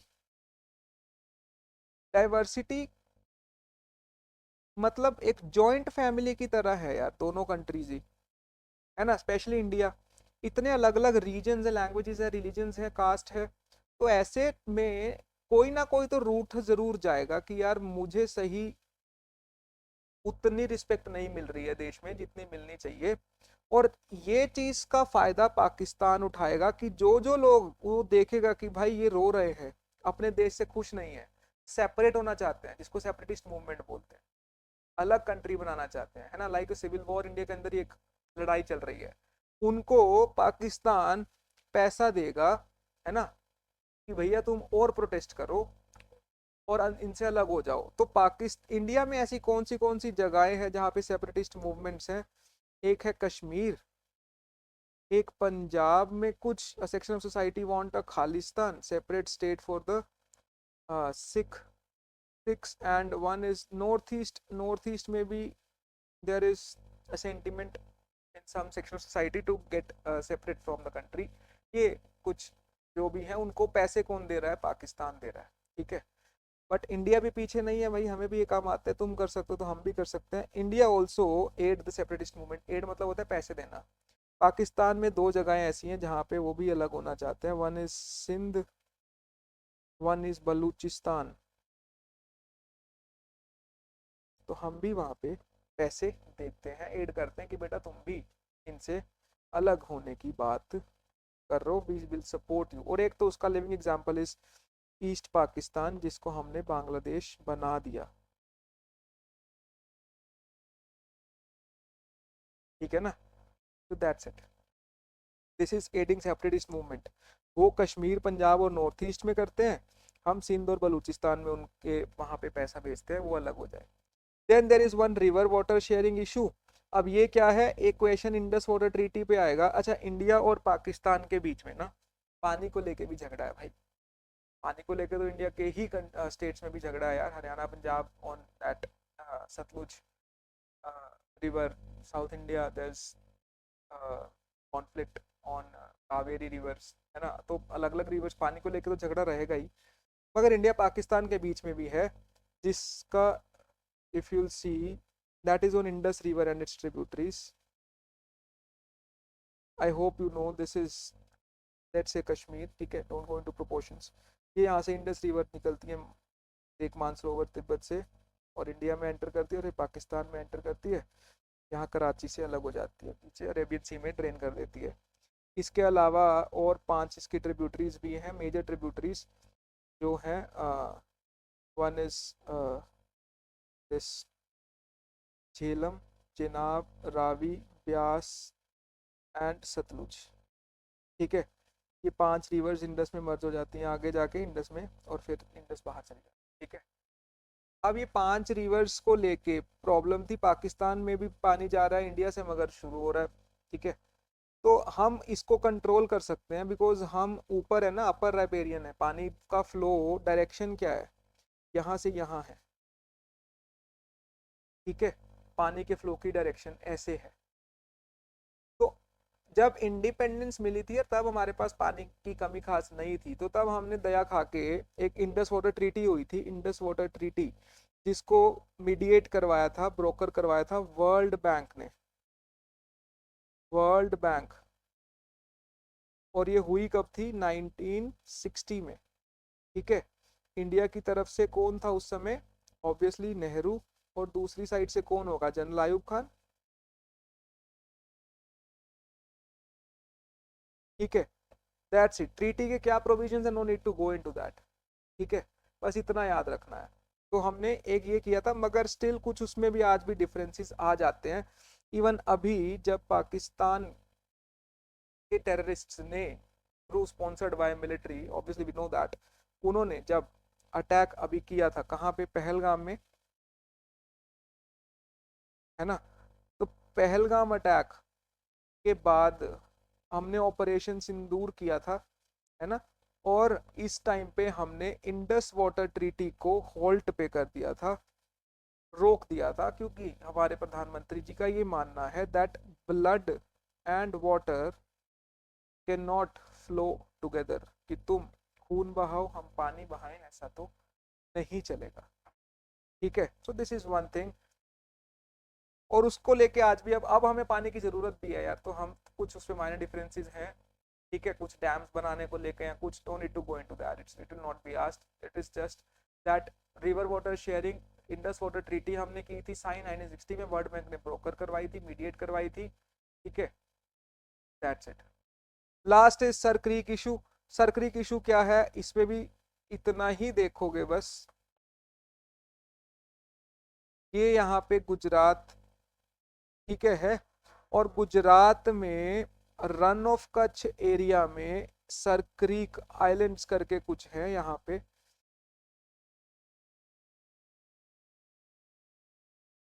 Now if you will सी, तो यार यहाँ इंडिया है और ये पाकिस्तान है यहाँ पे, ठीक है। और इस जगह पे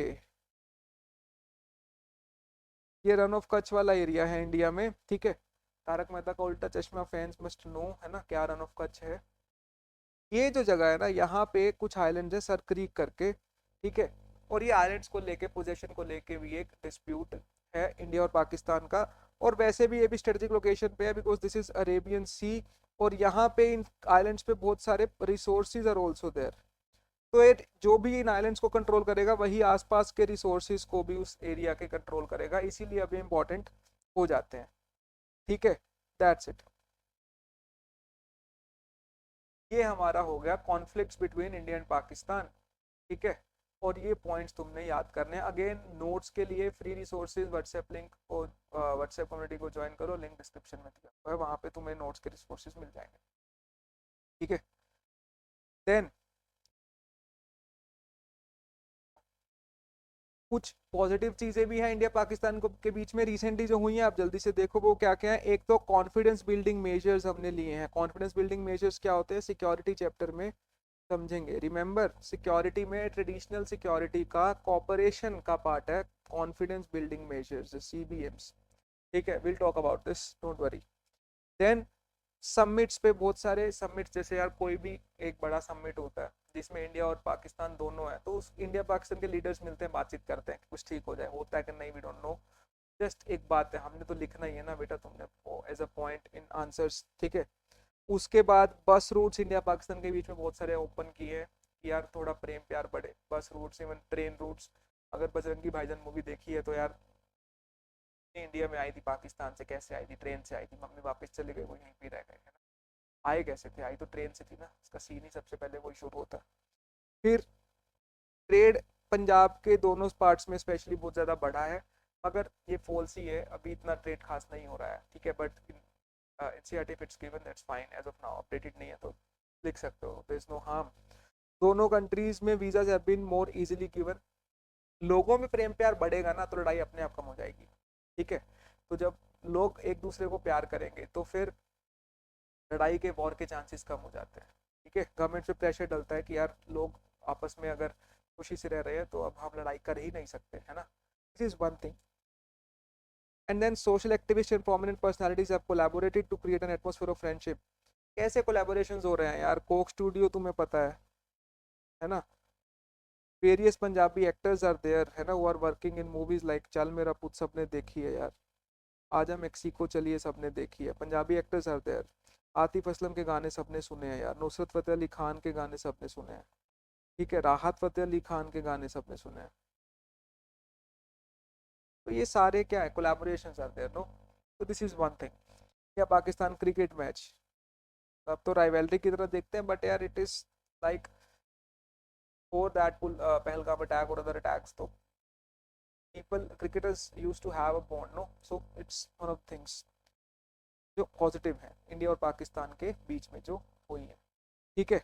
अच्छा, एक क्वेश्चन भी कुछ एनसीईआरटी का तो मैंने दिया है, इट्स अदर नेबर्स, मैंने पहले भी बताया, बाकी सारे नेबर्स के साथ हमारे क्या पॉजिटिव्स और नेगेटिव्स हैं वो तुम जो नोट्स हैं उसमें से फटाफट देख लोगे। दो पॉजिटिव पॉइंट, दो नेगेटिव पॉइंट, आ गया क्वेश्चन तो वो लिख दोगे, बात खत्म। पाकिस्तान हमने देख लिया, बाकी बचे 5 कंट्रीज, ठीक है, इंडिया के अलावा, दैट इज बांग्लादेश, भूटान, नेपाल, मालदीव, श्रीलंका, ठीक है। पॉजिटिव नेगेटिव उनके साथ देख लो।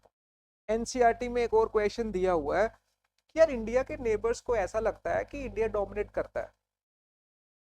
देखो, अगर तुम इस रीजन में देखोगे तो इंडिया सबसे बड़ा कंट्री है, हमें पता है, साउथ एशिया में। बाकी बच्चे छोटे कंट्रीज, थोड़े बच्चे मतलब, चलो कहना ठीक है कि नहीं, आई डोंट नो इंटरनेशनली तो, बट फाइन, है ना। तो कभी कभी दूसरों को ऐसा लगता है कि इंडिया बुली करता है यार उनको, है ना। India plays like big brother. Big brother का काम क्या होता है? फालतू काम करवाना, अपने मतलब की बात करवानी, अपने इंटरेस्ट की बात करनी। तो ये ऐसा कुछ कंट्रीज मानते हैं, ठीक है। तो हमारा क्या उस पे स्टैंड है, हमारा क्या व्यू है? तो हम हमेशा यही बोलेंगे कि India intention is always been to solve the problems in peaceful manner. बोले हम तो शांति चाहते हैं, हम तो कभी ऐसा बुली करने वाली बात नहीं करते हैं, बल्कि इंडिया को सारे कंट्रीज और वो करते हैं, परेशान करते हैं, ठीक है। सो ये तो ओपोजिट है बल्कि, ठीक है। तो हमने वही पॉइंट ऑफ व्यू लिखना है। See, it would be incorrect to say that Indian government tries to dominate and interfere in domestic affairs of smaller countries. यार हम दूसरे कंट्रीज में, ये छोटे कंट्रीज जो है इंडिया के साथ, साउथ एशिया के, उसमें घुसते रहते हैं बार बार, Nepal, Bhutan, Sri Lanka, Maldives. It is because of the size and population of India that makes the smaller countries suspicious of intentions. यार बड़ा इतना है, छोटे कंट्रीज को लगता है कि यार ये इंटरफेयर करेगा, है ना, डर लगता है, ऑब्वियसली वो बैकफुट पे रहते हैं। There have been instances and Indian government feel exploited by the neighbours, मगर असलियत में ये सच्चाई है कि नेबर से हमें एक्सप्लॉइटेड, हम एक्सप्लॉइट ज़्यादा होते हैं, ठीक है। वो हमारा इस्तेमाल करते हैं। और फिर इंडिया सेंटर में यार सारे साउथ एशियन कंट्रीज हमारे ऑलमोस्ट इंडिया से टच होते हैं, और टू आइलैंड कंट्रीज भी are the most closest to India only, ठीक है। तो उसी वजह से भी एक और चीज़ है जो ऐसा उन कंट्रीज को लगता है, मगर इंडिया हमेशा शांति की बात करता है। ये लास्ट लाइन हमने लिखी हुई है, that's it. This is how you will write this answer if this question will be asked, ठीक है। Then last last topic, peace and cooperation. जितनी मर्जी लड़ाई हो यार, शांति तो लेके आनी पड़ेगी ना। शांति के लिए हमने क्या क्या किया है? शांति के लिए हमने एक फोरम बना दिया, सार्क, इकट्ठा हो गए, ठीक है। मगर मैं सच बता रहा हूँ, SAARC is a complete failure. Reason being क्योंकि इसके दो बड़े कंट्रीज हैं, इंडिया और पाकिस्तान, और उनकी आपस में नहीं बनती है। तो भैया सार्क कहाँ से चलेगा? नहीं चल सकता ना। आसियान में इंडोनेशिया और मलेशिया लड़ते रहेंगे, कैसे चलेगा? आसियान नहीं लड़ते हैं तो टिका हुआ है ना। छोटी मोटी कॉन्फ्लिक्ट्स होंगी, दैट्स डिफरेंट थिंग, ठीक है। बनाया क्यों था, कब बना था? 1985 में बना था। Full form south Asian association for regional cooperation, ठीक है। मल्टीलैटरल मींस, मल्टीलैटरल का मतलब क्या होता है? जिसमें दो से ज्यादा कंट्रीज आपस में कोऑपरेट करते हैं। यूनिलैटरल मींस सिंगल कंट्री, इसी से ही वर्ड आया unipolarity, also dominance of one country one power, USA. फिर bilateral means relations between two countries, bipolar also, bipolarity याद है, dominance of two powers. Multilateral means where there are more than two countries on a single platform. Multipolarity is also where there are more than two centers of power. 1985 इसमें 8 countries हैं। अब एक country जो extra है वो कौन सा है, अफगानिस्तान है, ठीक है। और अफगानिस्तान ने ही सबसे लेट भी ज्वाइन किया था। कब ज्वाइन किया था ये तुम्हारा होमवर्क है, बताओगे, देखोगे, सर्च करके बताओगे अफगानिस्तान ने कब ज्वाइन किया था, ठीक है। और एक इसके हेडक्वार्टर्स कहाँ है, ये one the headquarters of SAARC and one is when Afghanistan joined, which year. ये दो काम तुम करोगे अभी के अभी, ठीक है, अभी के अभी सर्च करके पॉज करके देख के बताओ। फिर आता है साफ्टा। साफ्टा क्या है, सार्क कंट्रीज ने ही अपना, सार्क कंट्रीज ने, साउथ एशियन कंट्रीज ने ही अपना एक फ्री ट्रेड एग्रीमेंट किया। This is south Asian, FTA is free trade agreement. Free trade agreement होता है यार, कंट्रीज यार जब भी आपस में ट्रेड करेंगे ना तो एक दूसरे पे डिपेंडेंट हो जाएंगे ना। ट्रेड करेंगे तो दूसरे कंट्री पे डिपेंडेंट है कि यार उस पे सामान बेचेंगे तो पैसा देता है हमारे को, उससे हमारी इकोनॉमी चलती है। तो जब डिपेंडेंसी आ जाएगी तो लड़ाई कम हो जाएगी ना। इसीलिए फ्री ट्रेड एग्रीमेंट्स करते हैं कि ट्रेड जितना आसान किया जाए वो कर दो, इंपोर्ट एक्सपोर्ट ड्यूटी वगैरह खत्म कर दो, इन्वेस्टमेंट करना आसान कर दो, ज़्यादा ट्रेड होगा लड़ाई कम होगी। तो ये करने का एक सोचा गया। साफ्टा 2004 में साइन किया गया और लागू 2006 से शुरू हुआ है, केम इनटू इफेक्ट इन 2006। 2004 में साइन कर दिया कि भैया 2 साल बाद ये इंप्लीमेंट होना शुरू हो जाएगा 1 जनवरी से। तो ये ईयर्स भी याद रखने हैं, 2004 when we signed and 6 was when it came into effect, ठीक है। This is one thing. SAFTA was that a new chapter of peace and cooperation might evolve in south Asia. लोग लगा था कि यार शायद कुछ बेटर चीजें हो जाएंगी, ठीक है, मगर उसकी भी कुछ लिमिटेशंस हैं सार्क और साफ्टा की। क्या है ये भी क्वेश्चन आता है कि सार्क और साफ्टा क्यों फेल हो गए। कुछ इंडिया के नेबर को लगता है कि साफ्टा इंडिया ने जान के बनाया क्योंकि इंडिया इन छोटे कंट्रीज की मार्केट में घुसना चाहता है, इन्वेड करना चाहता है। बोले इंडिया बड़ा कंट्री है, इंडिया के पास टेक्नोलॉजी है, इंडिया अपना सामान ये छोटे छोटे नेपाल, भूटान, बांग्लादेश और श्रीलंका, मालदीव में बेचना चाहता है, ठीक है, क्योंकि इंडिया को बायर्स चाहिए, खरीदार, ठीक है।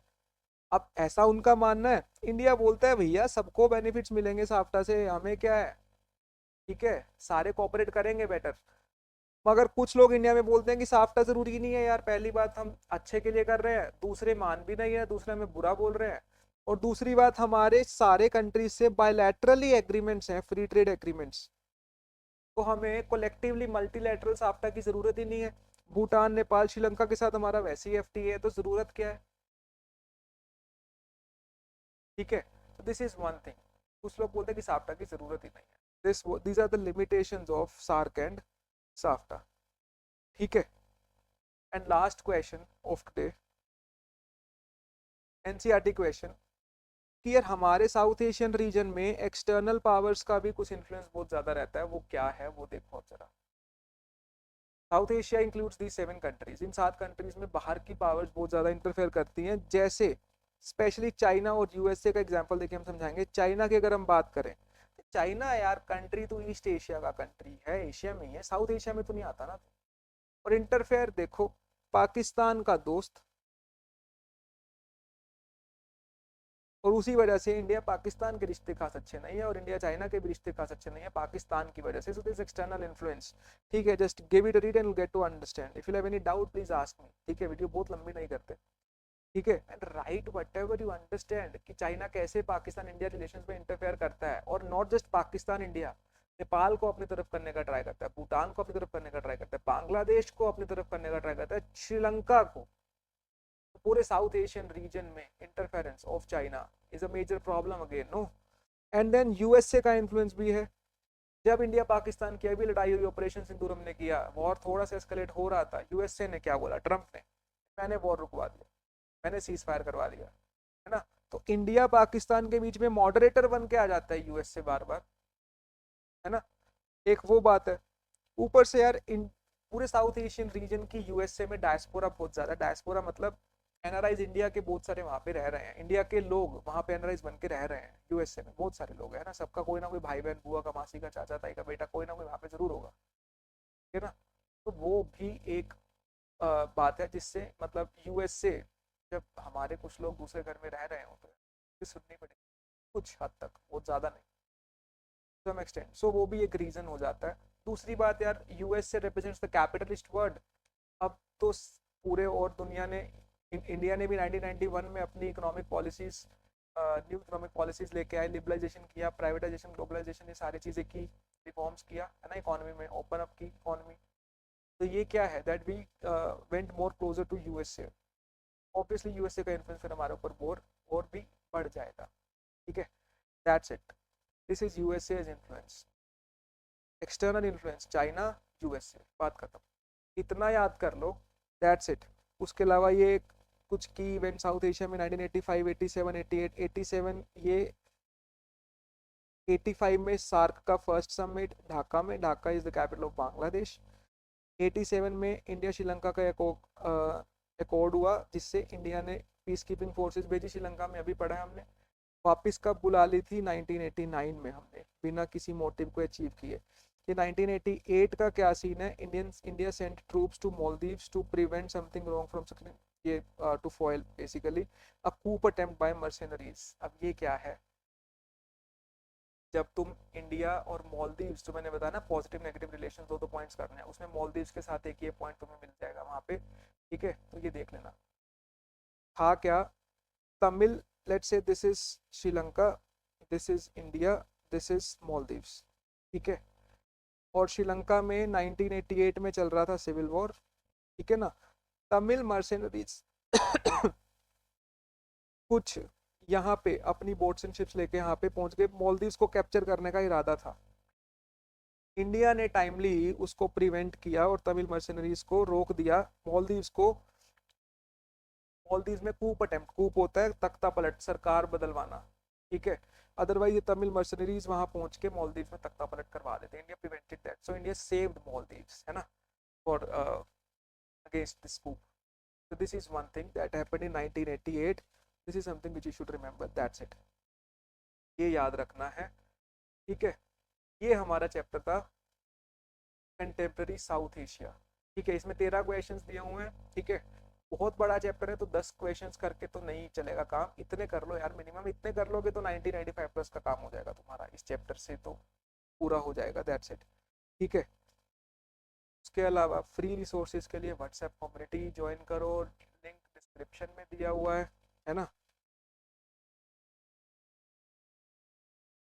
व्हाट्सएप कम्युनिटी जिसमें फ्री रिसोर्सेज हैं, ये नोट्स पढ़ोगे कहाँ से, जो तुम्हें दिखा रहा हूँ मैं वो कहाँ मिलेंगे, उसके अलावा कुछ नहीं करना है, वो नोट्स कर लोगे सब हो जाएगा, ठीक है। नोट्स में आप सब उसमें मिल जाएगा, WhatsApp community link is in the description. उसके अलावा टेस्ट सीरीज जो है वो परचेज करना है for 100 marks if you want, उसके बाहर से कुछ आने वाला नहीं है। तो टेस्ट सीरीज तुम्हें पता है वो पेड है, वो टेस्ट सीरीज इज ऑफ ₹999, और उसके लिए या तो व्हाट्सएप कम्युनिटी से ही नंबर भी मिल जाएगा मेरा, अदरवाइज टेक्स्ट मी एट 8168312516, ठीक है। और यहाँ पे टेक्स्ट करके मुझसे डिटेल्स ले सकते हो, अदरवाइज जो शुरू में ब्रोशर दिखाया था उसमें देयर QR कोड, वो स्कैन करके पेमेंट करके मुझे बता दो, I will give you the access of that SCD, ठीक है। Better is to first text me only, ठीक है, then I will give you access and then you, ठीक है। तो ये कर लोगे काम हो जाएगा। टोटल 12 से 13 दिन बचे हैं फॉर एग्जाम, ठीक है। 23 मार्च को तुम्हारा एग्जाम है, अब डिले कर नहीं सकते हो, अब तो करना ही पड़ेगा, करो या मरो वाली सिचुएशन आ चुकी है, ठीक है। बेटर है पढ़ लो, पढ़ के ही कुछ होगा। Again please remember, self pity नहीं करना है, ठीक है। बिनर्स एटीट्यूड रखना है, खुद को मत कोसोगे यार मैं ही शायद कर रहा हूँ, हो नहीं पा रहा है या कुछ, मैं इतना क्यों पढ़ रहा हूँ, सारे तो पढ़ नहीं रहे होंगे, नहीं। बिनर्स एटीट्यूड रखो कि और क्या यार, और बताओ क्या करना है, ये तो हो गया, और कुछ बताओ क्या करना है, 100% मार्क्स लेने में एटीट्यूड, सेल्फ पिटी नहीं करना, ठीक है। प्रॉपर अप्रोच देखो, अपनी कमजोरियां देखो, टेस्ट सीरीज में इवेल्युएट योर टेस्ट, तो तुम्हें पता लग जाएगा कहाँ कहाँ दिक्कत आ रही है, कैसे कैसे बनाने, कीवर्ड्स अंडरलाइन करने हैं, आधे नंबर तो उससे इंप्रूव हो जाते हैं। और लर्न कर